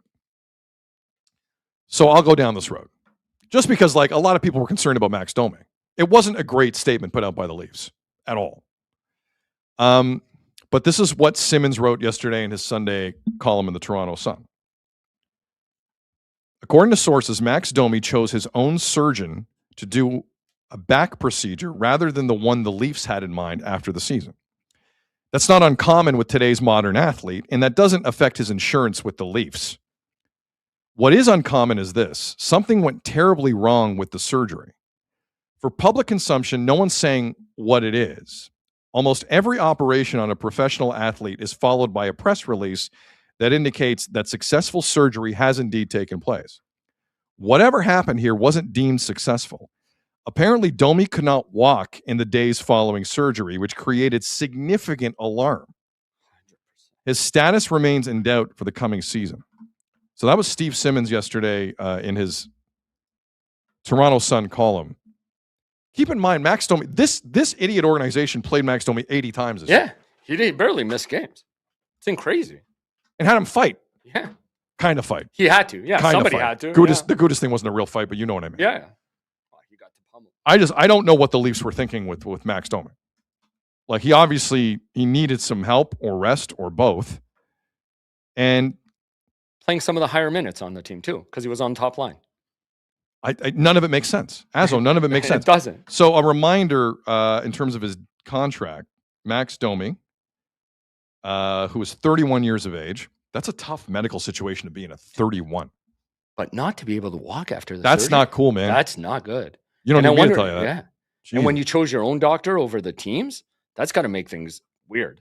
It happens, though. No. Steve's right. Right. Yeah. It's not uncommon. Like, I don't think it's like Jack Eichel's Sabres bad, no, it's where true. no one agreed on the type You're of right, surgery. you're right. But like, so Max is owed $3.7 million on the cap each of the next 2 seasons, and he has a modified 13-team no trade clause. Okay. Anyway, so that I felt like putting that out there because we didn't have anything from last Yeah. week off the Leafs. No, but the that's Leafs gave us nothing. And again, just complications. Not being able to walk. Yeah, Right. complication. That's Good- insane. goodness gracious. And then just to follow up, Saravelli doubled down on what Pagnotta had, where he said sources said David Carl and the Leafs brass had a pleasant conversation early in their process where he politely declined an invitation to interview for their head coaching vacancy. Who's this? Sorry again. Saravelli. Frank Saravelli. Who's he talking about? David Carl. David Sources Carl. said David Carl and the Leafs brass had a pleasant conversation early in the A process pleasant conversation. where he politely declined an invitation to even interview for the head coaching then, vacancy. move on. Jeez. But I'm so tired of like I agree. Listen, the Leafs did the right thing. okay, of course. You got to see. This will be the second NHL team on record that we know of that David Carl has said no to. But if Frank's saying that happened Second. early, his name kept dragging through for a Mhm. couple of weeks when he told them It's no all right good. away. David, best of luck at the next Frozen Four. Take care. All the best to you. It's crazy how this guy's going to call his own shot. It has to be the Colorado job to see what happens, no? If he takes the Colorado job, but it's not like there's not pressure with that job. No, of course. You think Joe Sakic's not going to put pressure on you in that job? and Of he's course going to there tell is. McKinnon what to do with the way he acted in the playoffs? Come on. McKinnon's a couple years away from free agency. It's kind of a big time for that organization. Yeah. Does Makar want to play with Nathan McKinnon going forward? The I way don't he know. acted. I don't know. It's true. Listen, point. McKinnon's got a ton of friends in the media. You're never going to hear that. Well, how's Cale Makar feeling about it? I don't know. We'll see. Can't have a guy who has a whole team tighten up like that. I mean, Slosh Hogger. Interview Kitchener Rangers coach UC Ahoska. Boy, his stock is high. His stock would have just bumped up big time. Heaven forbid the Leafs grab a winner who's ready for promotion and is hungry and just doesn't believe they know everything. I don't think UC Ahoska believes he knows everything. The problem with UC, because I've interviewed enough Finnish coaches in my life. Oh yeah, I've never been more insulted than I was talking to a Finnish head coach about anything. Blunt. I don't know how that would consistently go over in Toronto media. But that's all. But I'd like to see it. That's all European coaches, right? It's a lot of European coaches. They won't even play their NHL guys in the Olympics, half of them. It's crazy. But it's like, part of me wants to see it. That would be good. Not only is he completely qualified and is ready for that jump, I also want to see that. I want to see the most blunt Leafs coach you've ever seen in your life. It could be that. At least we got a chief of staff in Toronto now. Chief of staff. It's such a weird title. Freddie Hamilton.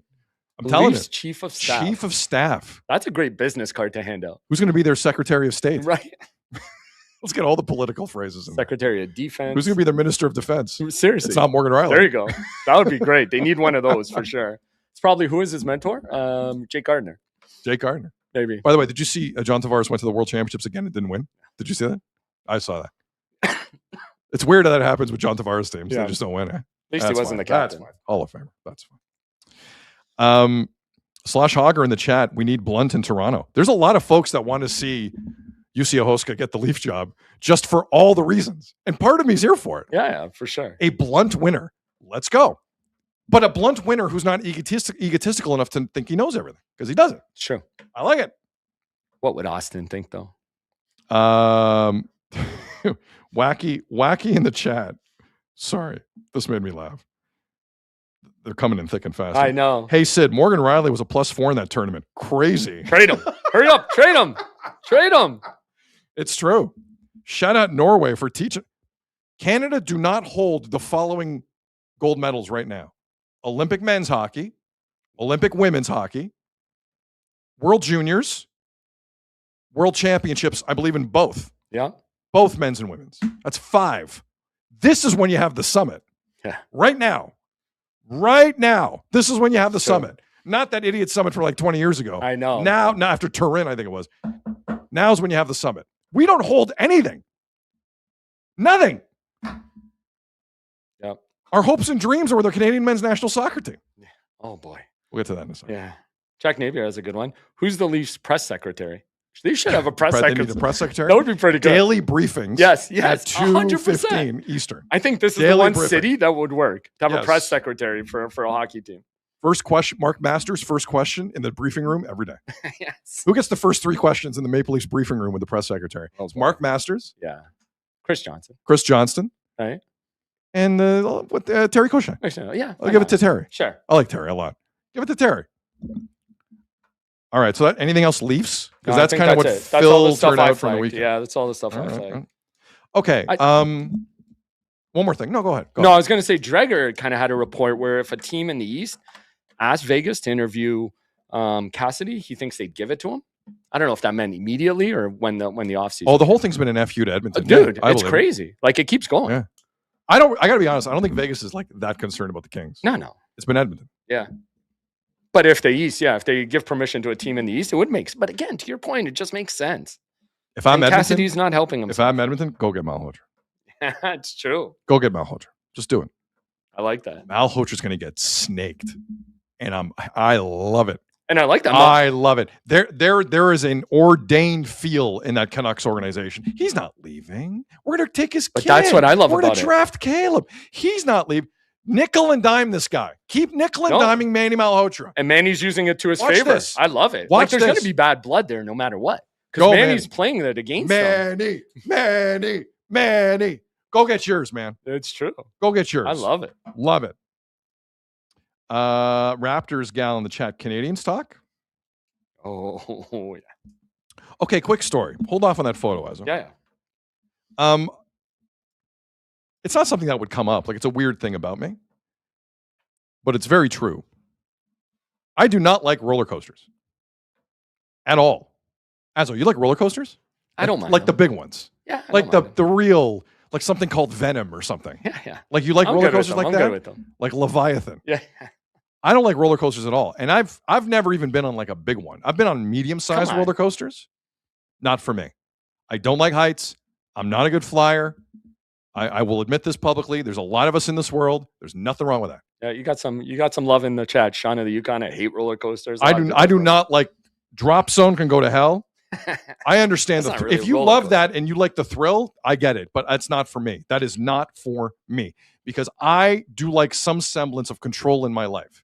And inherently, even while I've been on small roller coasters, the element of lack of control is so jarring to me. I didn't enjoy a second of it. Like, most folks on a roller coaster, I know you're out there, it's like, whee, hands up. It's hands up. I am clutching that very unsafe bar in front of me like my life depends on it. But some people like the ups and downs of the roller coaster. And that's fine. But the problem becomes this. What if the roller coaster gets stuck? You're on a completely unpredictable thing. It's wild. It's gravity. It's Sir Isaac Newton controlling the whole thing. But what if the roller coaster is stuck? As was, I'll cue you. Okay, sorry. I'll cue you. So, within the last week in Houston, at an amusement park, it's called Galveston's Pleasure Pier, and there's a roller coaster there called Iron Shark. And 8 Houston students were stuck on this ride on the Iron Shark. Azo, show them how they got stuck. That's how they got stuck. Oh my God. So for the listening audience, they are staring up at the sky at a 90-degree angle. They are on a complete incline, and they were stuck. You know how long they were stuck? For 4 hours. They were stuck for 4 hours in this position. Can I say? And that's at the height of it because it's about to turn. You can see the turn on the roller coaster coming. So that's at the very height of the upward. So a completely unpredictable thing like a roller coaster becomes way more dangerous if you get stuck. Imagine they were stuck coming down. I would have passed out. Puked for sure. You can't, like, physically, you will faint. So roller coasters at times for people can be amusing, but occasionally you get stuck. And I looked at this picture and I said to myself, this is what Montreal Canadian fans have been through the last week. They've been on a pretty wild roller coaster this postseason. And then they kind of got stuck. And when I say stuck, I mean like over the last 4 games of the Eastern Conference Final, they got outshot 109-43. The Montreal Canadiens had no answers. None. That's one of the most terrifying pictures I've ever seen in my life. Being stuck in that situation for 4 hours. Habs fans were stuck for 4 games. That's worse. Yeah. The ups and the downs are over. It's just reality. You are in that position.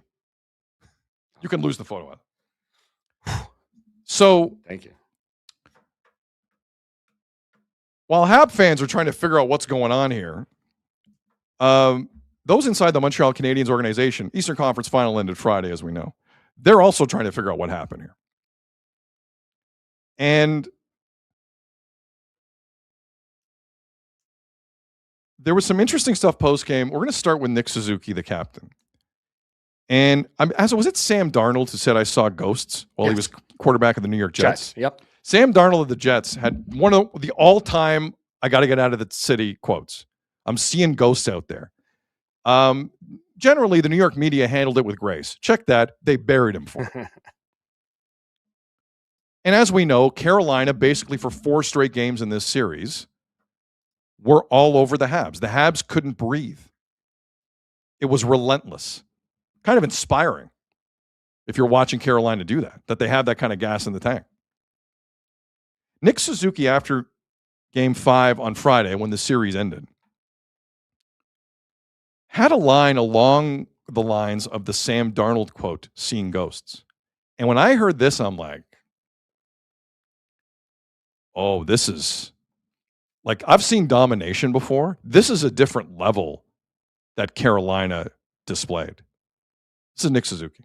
We tried a lot of different things, and they bring a lot of pressure, and sometimes you think pressure is there and it's not, and you lose pucks and throw pucks away, and I think just we did I thought we did a lot of good things, just wasn't able to generate enough offense, and it hurt us this series.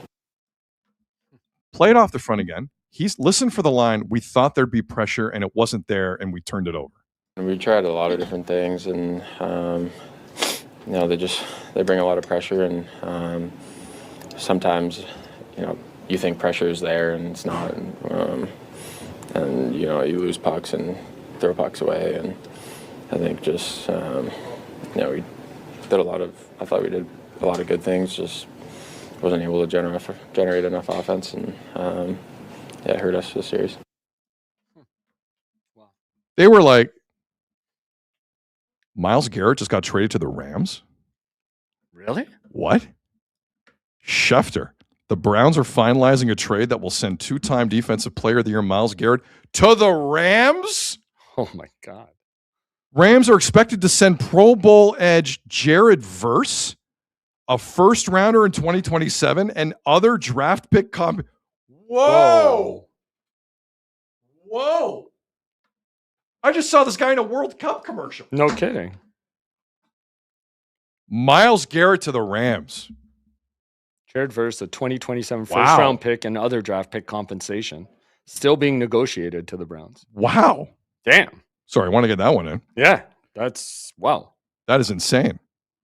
Back to Montreal. When did they sign him? That's crazy. Back to Anyway, Montreal. Sorry. So Nick Suzuki is saying, even when there wasn't pressure,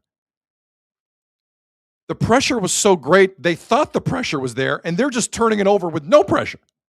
That's the ultimate seeing ghosts.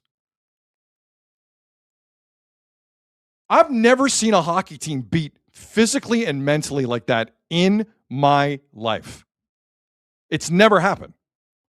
That was your captain saying that. If that's Slavkovsky, that's different. If that's Mike Matheson, that's different. Top 4 defensemen for Montreal could not have played worse on Friday night. Pathetic. Just pathetic. All of them. But they thought the pressure was there. They were terrified. That's wild. That's wild to me. So that's your captain. Now, Martin St. Louis, after the Habs lost the Eastern Final in 5 games, as he normally does, keeping a pretty calm tone, having made no adjustments in the series. Martin St. Louis made no adjustments. No one got scratched before Game 5 Friday. It's like they knew. It didn't matter. It didn't matter. There was a lot of talk about Brendan Gallagher going into the lineup. They didn't put him in. I now know why. Brendan Gallagher today at Locker Cleanout said he's going to be bought out. He's leaving. He's played his last game. You can't have Brendan Gallagher go in there, be the savior, and then buy him out. And he says he wants to go to the Canucks. Fascinating. We'll run that tomorrow from Brendan Gallagher. That was interesting. Very emotional. Very emotional. But Martin St. Louis, after the game, wanted to focus on the positives. Here's Martin. Something we've built, and we keep growing, and we've learned. We're going to learn a lot through this process, and failing at advancing. But you learn way more through the failures. But this year, I know we're not moving on. We're not going to win the championship, but there's a lot of wins in what we did this year. I think it's going to help us to keep progressing. Sean in the Yukon in the chat, got to focus on the pofogatives. So Azzo, the line there from Martin St. Louis is interesting in terms of, like, we did a lot of winning this year. You and I sit here in Toronto. We've kind of heard that line a lot. And my advice to Martin St. Louis and Kent Hughes and Jeff Gorton and the people running that organization is, I appreciate you've done a lot of winning this year, but you know full well where the deficiencies are. And in my opinion, considering the way that Eastern Conference final went, you are not as far ahead as you think you are. You are not an Eastern Conference team in the finals. Right. You're not. There's nothing wrong with kind of where you're at. But let's not overshoot the mark, because the Leafs for a long time did believe we're a Stanley Cup contender. They were never a Stanley Cup contender. Nope. They were never built to be a Stanley Cup contender. They never had the blue line to be a Stanley Cup contender. It was all just complete fallacy. All of it. So my advice to the Montreal Canadiens, don't fall into that trap. You need to be brutally honest with yourself if progressing is the goal. If you want to stay where you are, then stay where you are. You'll win a lot of games doing that against bad teams. But that wasn't just a beating in the Eastern Conference final. That was embarrassing to the organization. No-shows. Complete no-shows. And I feel like, having watched the Leafs operate for a long time, they kept reaching this point and refused to see what the problem was. The problem was the core wasn't good enough and you needed a defenseman through the door. They never did it. They never did it. Yep. You might want to think about that. Whether it's a second line center, as far as I'm concerned, you need two defensemen back there who are patient, because you don't have them, who play big minutes. That opening shift of the game Friday between Matheson and Noah Dobson was like watching kids. Terrified. They did not want the pressure. They want to skate behind the net and have time. Well, the book's out. The book's out. You're going to need something a little different. And as someone living in Toronto for a long time, you can't play that game. You will not progress as an organization if you just go, well, we did a lot of winning, so there's that. Okay? But what kind of winning did you do? Because there's a type of winning. There is. Yep.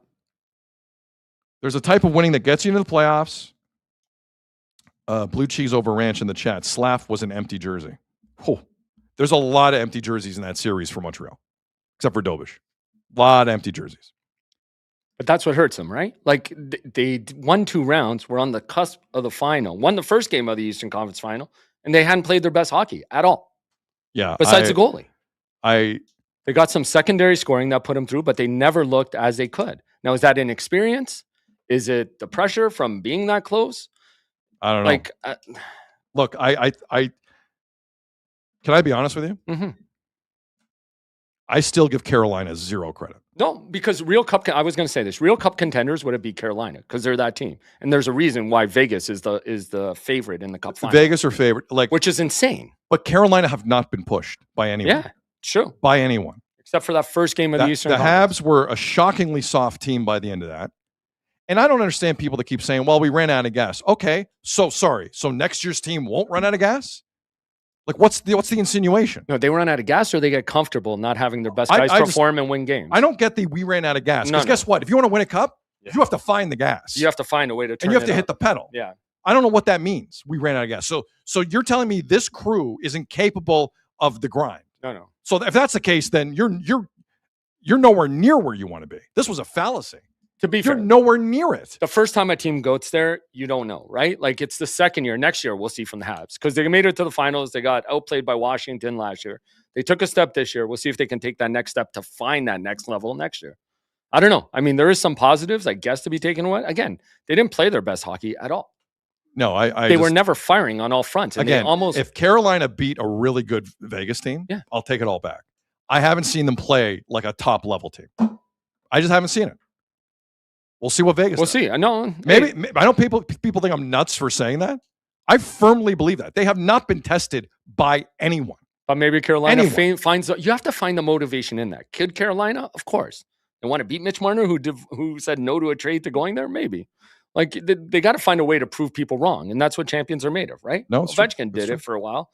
Everybody said he couldn't until he did. Like, we'll see. If Carolina do it, I'll eat crow. No problem with it. The fact I got that no Vegas problem is the favorite, I think, speaks to a lot of people view it like you do.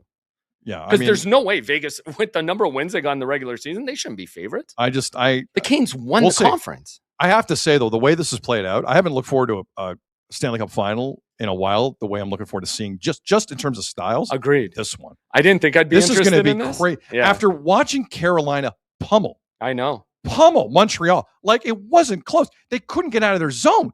Yeah. How does Vegas look? Like, I can't wait to see that. So Howard in the chat said Buffalo tested Montreal, but they were kind of on the same level. Like neither team was really battle tested, right?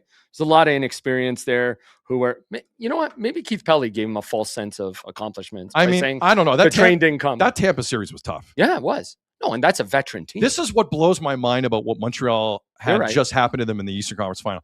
That Tampa series was, anyone who watched that Tampa series, I know we're going back like 7 weeks. No, but I agree with you. Tampa said that was a playoff team in Montreal. The Tampa series told me more than the Buffalo series is what I'm trying to say. I'm with you. Josh Anderson's leading the way physically. Like Yes, they're all getting yes, in there. yes, It's scrums. That's what it looked like to me, which is what made this so stunning. So stunning. And there was no scrumming after. Like that's where you could really see Montreal tired. No scrums after this. Yeah. None. And it's not like Carolina were doing stupid stuff. They weren't. No. But they just had to play there hockey was and none they of were that. beating them. There Like, they beat them was none of that. Easy. Okay, so let's one last clip here. And it's Martin St. Louis talking about how much fun they had. And when you play this much high-level playoff hockey, I know the Habs didn't play like a ton of high level in the conference final, but you know what I'm saying. High intensity.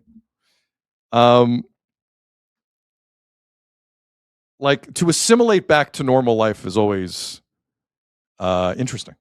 So this was Martin St. Louis Friday night. No, it should put gas on the fire, you know. It should make him feel hungry about, you know, because it was, I know we lose tonight, but like the amount of fun we had, what is it? It was almost June 1st, so what is it, like almost 6 weeks? 7 weeks we've been at it? See, that's the hardest part about when it's over like this. It's try to go back to a normal life and like try, because I have no idea what's going on in the world right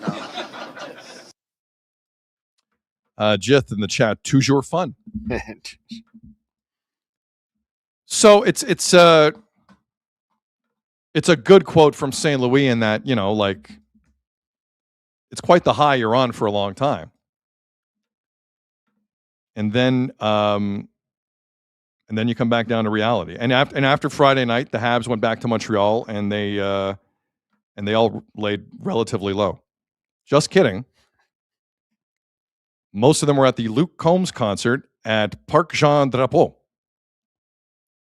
But to be fair to them, like they were laying in the weeds in the beer garden. They weren't really doing anything publicly. Check that. They went on stage with Luke Combs. Don't believe me? Here it is. Who we got in there? Nick Suzuki? Caulfield's there. Brendan Gallagher? Yeah. Who else is in there? The leadership group. Yeah. Technically the leadership group. Shotgunning beers with one of the biggest artists in the world in Luke Combs. Now, I'm not like super country guy. I like some country music. Got to change that. Back in my truck with the little Dixie cup. But I'm not the biggest country fan, though, but I do know how big Luke Combs is. Luke Combs is SEC football big. He'll sell out an SEC football stadium in seconds, and that's like 100,000 people, give or take. So I understand if Luke Combs' people asks you to come on stage and shotgun a beer. I believe around him performing a song about, wait for it, shotgunning beers. I understand the appeal. This was the next day. This was Saturday in Montreal.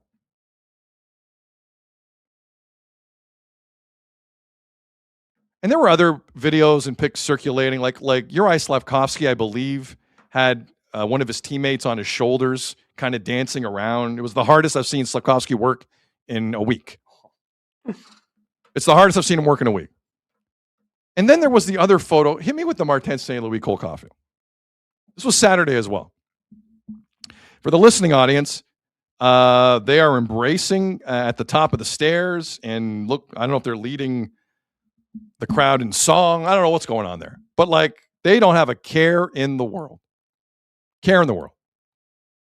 Saturday in Montreal at the Luke Combs concert. Day after the Eastern Conference Final ended.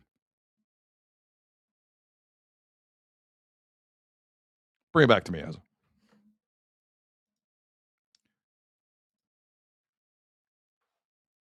Now, normally, if you're an NHLer or an athlete during the summer, you don't have a ton of free time. Concerts are great. Weather's great. The music's great.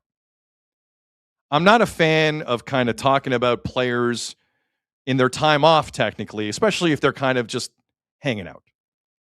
I don't think that's fair. Like somebody gets a picture. You know the pictures I'm talking about. Someone snaps a pic from 30 feet away and it's, oh, they're here. Okay. But that's not what happened Saturday night. The Habs leadership group wanted us to see them. Like, that was pretty clear. Nothing here was hidden. So I'm going to talk about it.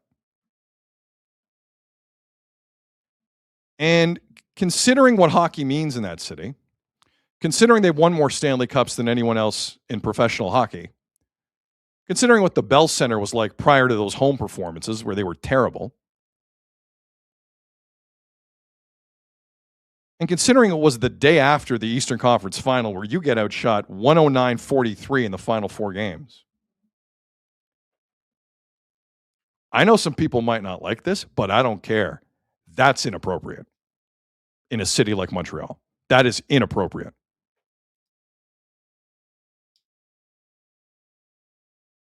What I'm more confused at is why Martin St. Louis is in the middle of that as well.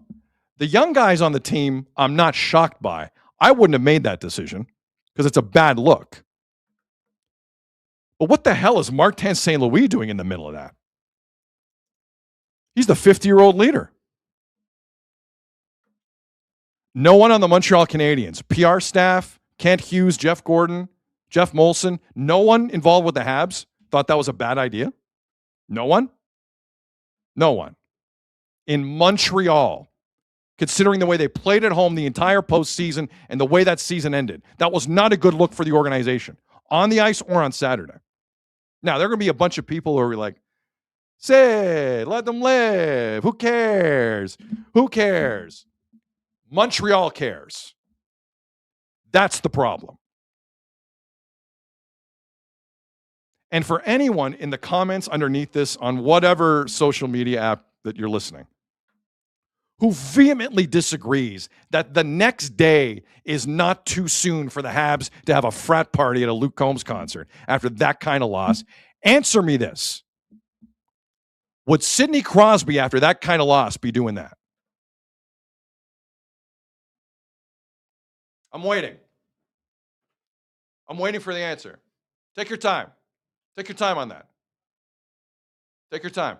Would Sidney Crosby, after getting beat up in 4 straight games in historic fashion by another team, be caught on stage at a concert the next day? You know the answer to that. You're not dumb.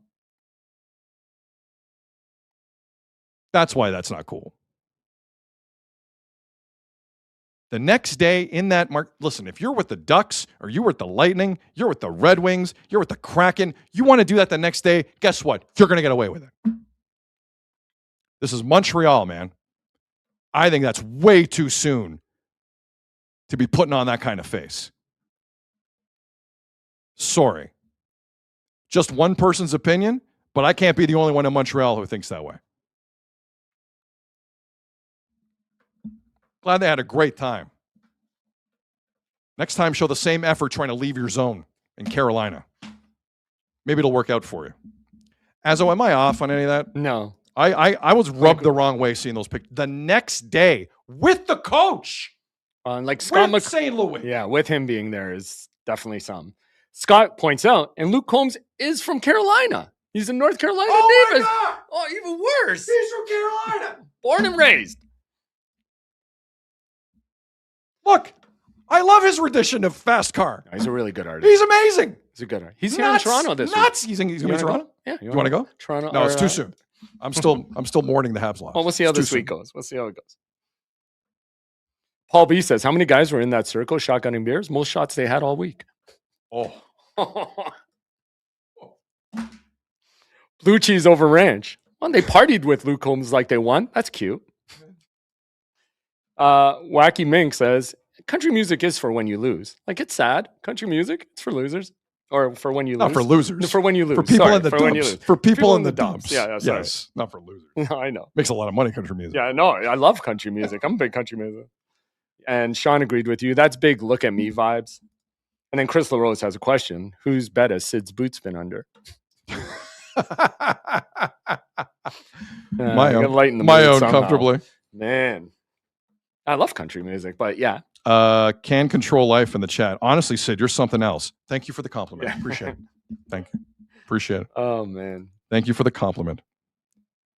But you saw the dejected Montreal fans like after that last game at home. That after game team 4. choked on home ice Yeah. almost every game.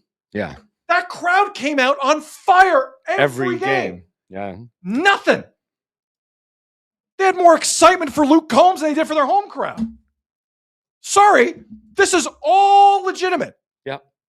If you're going to do that if you want me to see you the next night at Luke Combs, we're talking about this. Sorry, we're talking about this. You have no issues with that. That is a not reading the room that I did not expect from that organization in that market. Now, I saw the videos. There was Olays that chant that broke out in chant. I get it. Everyone's half sauced. No problem.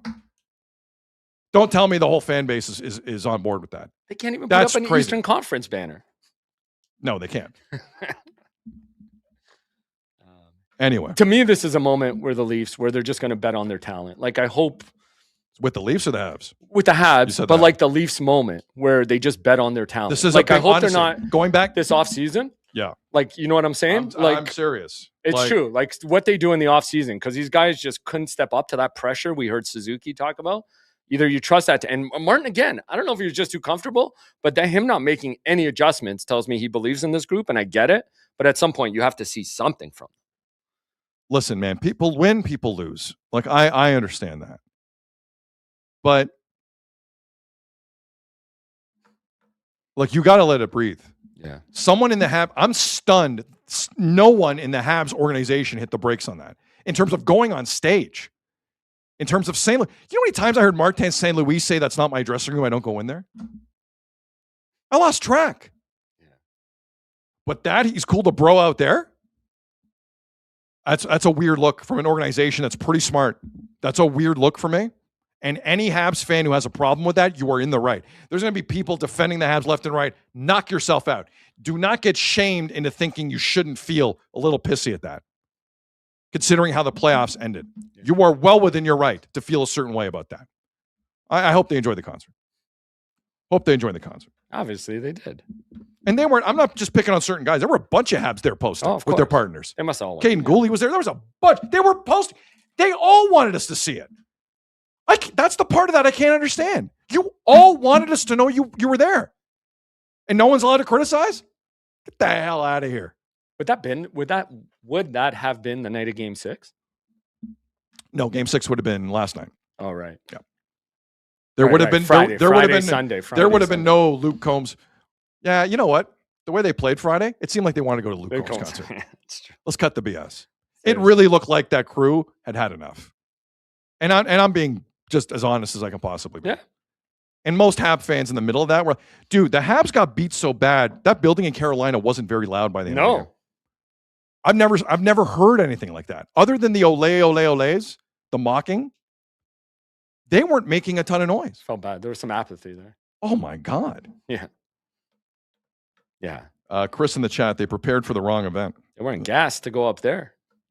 I couldn't believe it. Hey, listen. If you want to do that in the cut and you want to have a couple drinks in the background, it is what it is. We'll never know. That's not how that happened. Not how that happened. That's a fun. Enjoy the offseason. Enjoy the offseason. Telling you, Keith Pelly made Go them on. too comfortable with the "didn't see that train coming" comment. Yeah. Got them too comfortable. They were above their bridges. Isn't that a Luke Combs song? I didn't see the train coming. Maybe you should I'm be. sure he has a song along those lines. If you went deep into the catalog. Jack in the chat, country music sucks. No, it doesn't. There, I said it. It doesn't suck. No, it doesn't. Great. I want to make this very clear. I am not anti-country To be music. fair, country concerts are some of the most fun concerts you could go to. They're amazing. I love me a good country concert. Because of the boots? Because of everything. Do you wear It's a good boots? time. Is Azzo in a hat at a country music show? It is not a hat, not a trucker's hat, not a cowboy hat. A cowboy. I'm talking a cowboy No, hat. I don't. Are you walking in with a cowboy How hat? expensive cowboy hats are? How expensive could they possibly be? They're a a couple hat. $100. All right. Get a knockoff one. Yeah. Get a knockoff hat. No, not those straw ones. They make your head itchy. You have a shaved head or a bald head. It makes No, it itchy. there's some anti-country music going on. I know. I'm not down with No, that. come Country on. music's pretty good. Go to a country concert before you say that. Okay, let's dive into Canada's World Cup situation. A week from this Friday, Canada play on home soil in a men's World Cup game against Bosnia and Herzegovina. It's 11 days away, I think. The World Cup itself is 10 days away. So the big announcement came Friday in terms of the 26 players who made the team. Now, it's pretty fluid because of injuries. And again, I did chuckle. Like it's an announcement that isn't like a final announcement. The real final announcement is the day before the tournament. Canada can bring people in and out. But Canada on TSN on Friday announced their 26-man team. I thought TSN did a really good job with it. There's no set format for how you do this. I've seen countries hand like the team sheet to a hip hop artist, and that's the announcement. That feels a little lacking. TSN did a good job, and what they did was they had a bunch of former Canadian internationals hang up the jerseys of the kids who made this team. And there was one specific visual of all of the Canadian soccer legends in the same room that was quite striking. It was Atiba Hutchinson, Julian de Guzman, Dwayne de Rosario, Craig Forrest, and Jason DeVos. And they hung up jerseys for their positions, essentially. In that room, with all five gentlemen, were 379 total appearances for Canada. Like if you're doing a history of Canadian men's soccer, that's a big group that we're looking at here on YouTube, X, and Facebook. And it kind of just to see these gentlemen, it was quite something. So I thought TSN did a hell of a job with that, and it was well done. It was well done. So it's an hour long. Towards the end of the hour, they go to the panel, and it was Luke Wildman, and it was Stephen Caldwell and Kevin Kilbane. And the one thing I've really liked about the coverage in this country is there's two lanes. There's genuine excitement that Canada is about to open up a World Cup on home soil very soon. A week this Friday at BMO Field. Like, that's crazy. There's genuine excitement. It is a massive story, not just a sports story. It is a pop culture story in this country. It is a news item, and everyone is giving it the proper respect, I find. But at the same time, people who genuinely follow soccer and know the sport also aren't just drinking the Kool-Aid and are asking real questions, which I find incredibly refreshing. Because I've seen events in this country, the ones I'm talking about. It's like, everything's great. What about this? It doesn't matter. Everything's great. Ignore that other stuff. No, that's not what's happening here. Because Canada's injury situation is kind of insane. For example, Jesse Marsh, in terms of two left backs in Richie Laray and Alphonso Davies, both named to the team, both hurt. Both left-sided defenders. Okay, how are the left wingers? Ali Ahmed, hurt. Jacob Schaffelberg, hurt. The whole left side of their field is hurt. And TSN had a really nice feature on Schaffelberg. It was interesting why you would do a feature on a kid who might not play a lot. Like, he hasn't played much at all lately. Like, it was just interesting to me. It was a great feature. out in the Maritimes, but I digress. So the injury situation with Canada and Jesse Marsh ahead of this World Cup is a real one and a serious one. And Jesse Marsh, to his credit, has done a lot of media, and he's fielded all the injury questions. So during the show with Luke Wildman on Friday,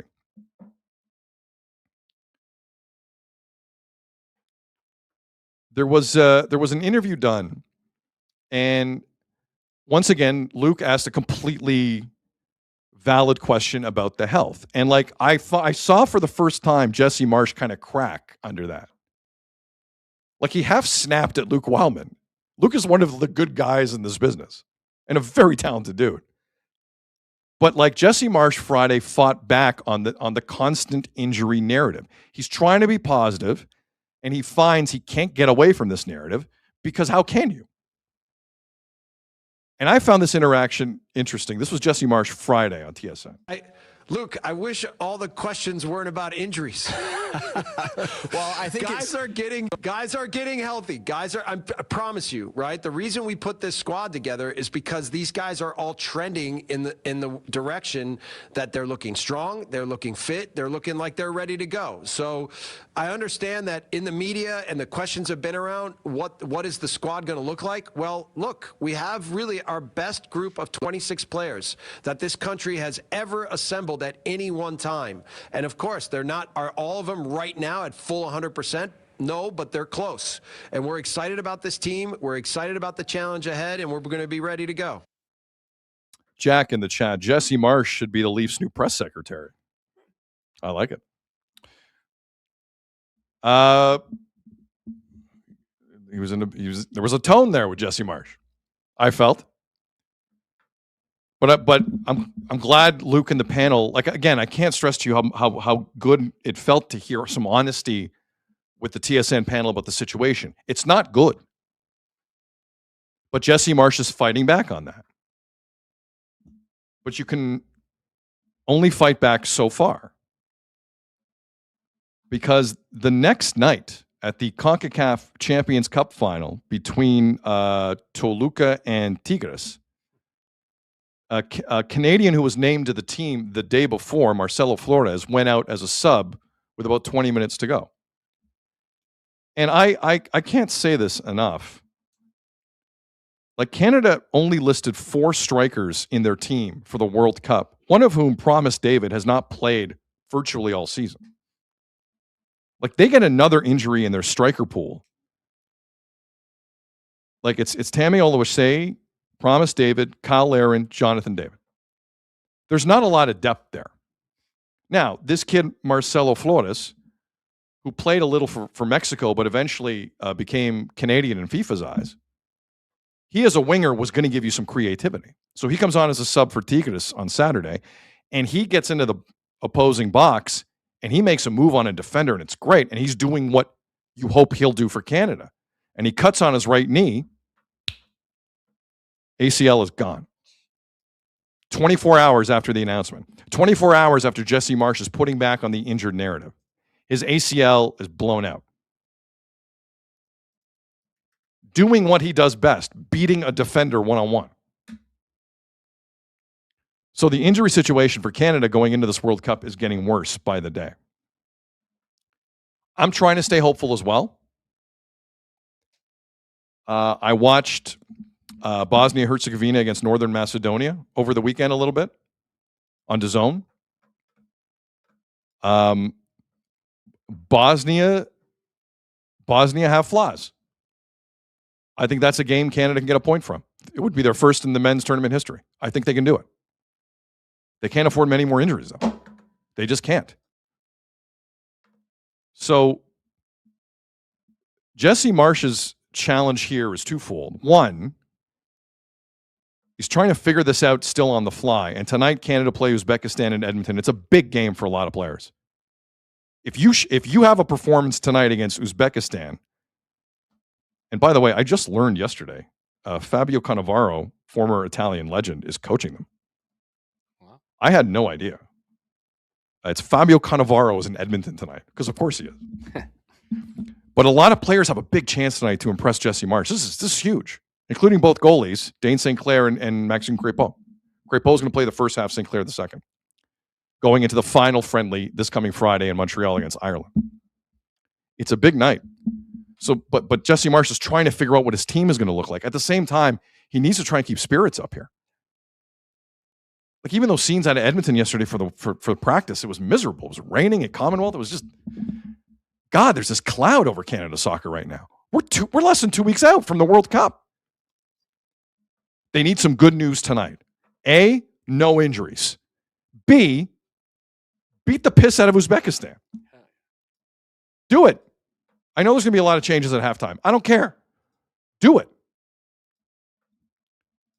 Azzo, they need a pick-me-up tonight. They do, without a doubt. I'm watching every second of that tonight. I'm fascinated with what could happen. Because what can happen is like 3-0 Uzbekistan. Right. I'm very uncomfortable with 3-0 Uzbekistan tonight. And I know there are people saying, it's a friendly and there's going to be a lot of changes and this and that. I find historically in these tournaments, you can draw some conclusions in the final few friendlies before a team departs. Of course. It's about vibes, like we talked about with the Jays. Those friendlies throughout the year, with all due respect, they're done. These ones, in the moment, they kind of mean something. Of course. They kind of mean something. And if you want to talk about chemistry in that, you got to see it in these games. To the point, the last World Cup, when we had the incident with the kits and all that, just turned the vibes off, seemed like they never recovered from that. No, like I agree. We do need to see, you need to see some good vibes. Some comments in the chat. Canada's cursed from Chris LaRose. Like, no. As long as did you see that Ecuadorian game where the guy got hurt and they're driving him off in the injury cart and the injury cart hits another player? Second division. Yeah, the Serie B. Yeah. It was pretty good. It was pretty funny. Marcus in the chat said, Jesse Marsh naming the roster, like whoever's knee ligaments are still attached, you're in. Can you walk? Good. You're coming to the World Cup. You're playing. Yes. I can't believe that about the forwards, and that's all they got. That's not 4. much, And Promise David has not played. Yeah. They like him a lot, and I understand why. He suffered a pretty bad hip injury, man. That's scary. Very, like, the amount of players that haven't played a lot for Canada, I've been saying this for months. Problematic. Very problematic. But I, like Jesse Marsh, trying to stay positive, because I don't hate Canada's draw. They're not beating Switzerland and Vancouver. Right. The rest of the draw, Bosnia, they can get a point from. Qatar, the one thing about Qatar I forgot about, which I think is worth repeating, their Spanish head coach, Julian Lopetegui, he's had a hard time getting the team together because I don't know if you've noticed, but there's been other news in the Middle East this year. So getting players together has not been easy. So that's been part of their story as well, which I should have kind of mentioned last week, which I'd forgotten about, but is worth noting. They have had a tough time getting together as a group for obvious reasons. Dan Ruiz in the chat, Sid, it's raining crazy in Edmonton today. I am legit scared for more injuries. Fair concern. Oh, Daniel, I hope you're wrong on that, but that's a valid point to bring up. But with all the talk about it being about injuries, like that's how you put that kind of to rest. You go out and have a good game tonight and you put a number up against them. Like Moise Bombito hasn't played in a while. He'll be going tonight. Like tonight is so, guys, this is as high stakes as you're going to get for a game that doesn't mean anything for Canada. Players have to be healthy. They have to prove they're healthy. They have to make it through 45 minutes. Who wants to be the goalie for Canada? We've done this for like 3-4 years. Who wants the gloves in the first game against Bosnia Herzegovina? Let us know. We'll find out tonight. Can Control Life in the chat. What time is the game? Game's 9 p.m. Eastern tonight. TSN has a full hour pregame, by the way. Oh, wow. Hour. They're doing it correctly. All right, so that's tonight. Canada and Uzbekistan. The rivalry continues. No 3-putting in the chat. I wanted to know if you had any Champions League finals comments. Well, I'm about to wrap up the show. That's I knew you because Azzo and I did get together and watched the game. Quick story. In 2016, a small Portuguese nation called Portugal won the European Championship. Now, I will be the first to tell you, it was not exactly the Mona Lisa. It was a bit of a strange tournament for Portugal. At times they looked good. Most of the time they looked a little meh. And in the final against France, they had to kind of sit back a little bit. France dictated play, but Portugal won the game. Shout out A there. I heard a lot of BBC radio after that game, Azzo. Yeah. And all I heard was how Portugal did not deserve to win the tournament. They didn't play the right way. And that, I have to say, has been a classic British soccer line towards a lot of other countries when a British team doesn't win, club or country. I find that to be very consistent.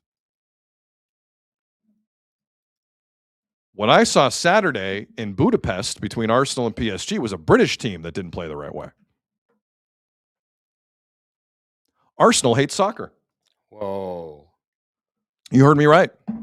I saw a team that got a lucky Kai Havertz goal early. Goalie should have had it. Shout out Safanov. And I saw a team just sit back. The Premier League, as long as it's had the money it's had, has looked down upon all other forms of soccer, except maybe Barcelona and Madrid during the Ronaldo Messi days. That is, the snobbery there has been apparent for all to see. They don't want to play the right way. The Premier League is where you play the right way. Blah, blah, blah, blah, blah, blah, blah.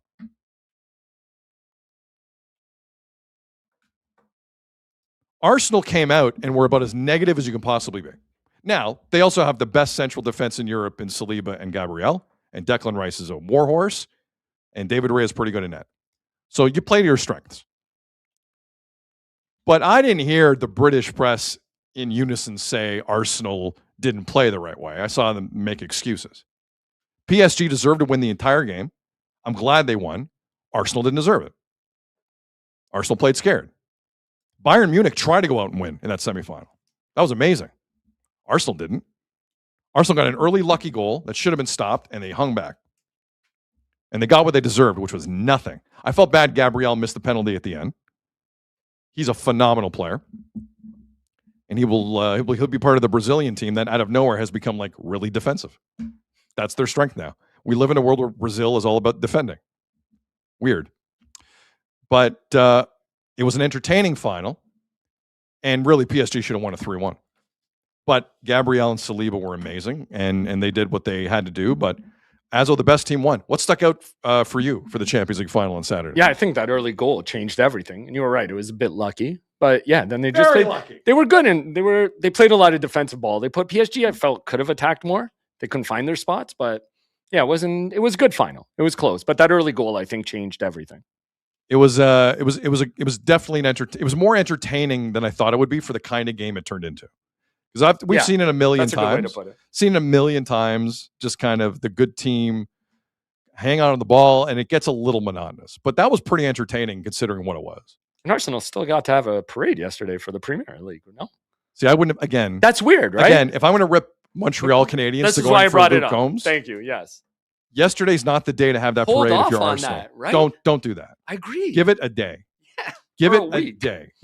Honestly, you need to have that parade before the Champions League final. Agreed 100%. I'm sorry. That is not the time to do that. I found that weird. I wanted to bring that up. Look, because they still got 1.5 million in North London for that parade for Arsenal yesterday for the Premier League. It's crazy. For the Premier League Championship, but I did think it was weird. It was a weird day to have. I thought it was a little strange. Yes, I wanted to personally. bring that up for sure. Oh, one last thing. Oh, okay, I'll allow it. I watched. I was curious how the USA would look in Charlotte against Senegal. Oh, I wondered if you saw this. Luke Wildman calling the game for TNT Sports. Yeah, on TBS.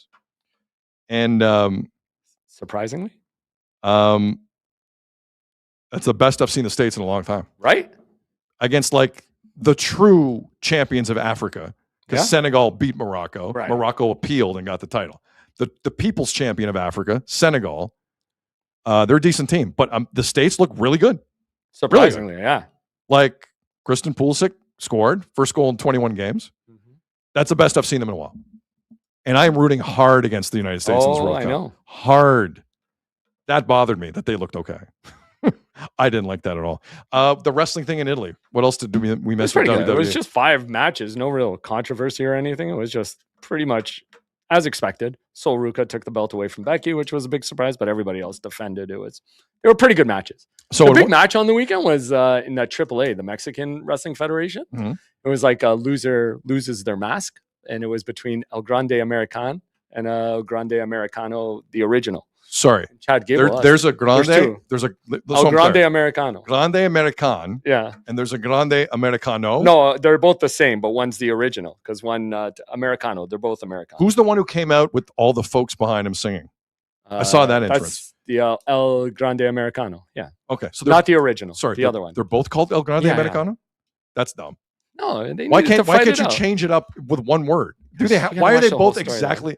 So okay, because one guy started it, then he was out for a while, so another guy came in, and then they couldn't figure out who was who. It was like a bit for. This is why Danhausen should be in everything. Yeah, it's like, is that basically it? but they couldn't make WWE. It's funny because on the WWE, none of these guys got over, but in Mexico, they're over huge. It was an amazing. It was a crazy match. Yeah, it sounded insane. It was insane. That walkout was nuts. Yeah, that whole card was pretty good. Brian in the chat, I was rooting for the guy in the mask to win. Pretty good. Very good. Okay, we're done. Anything else?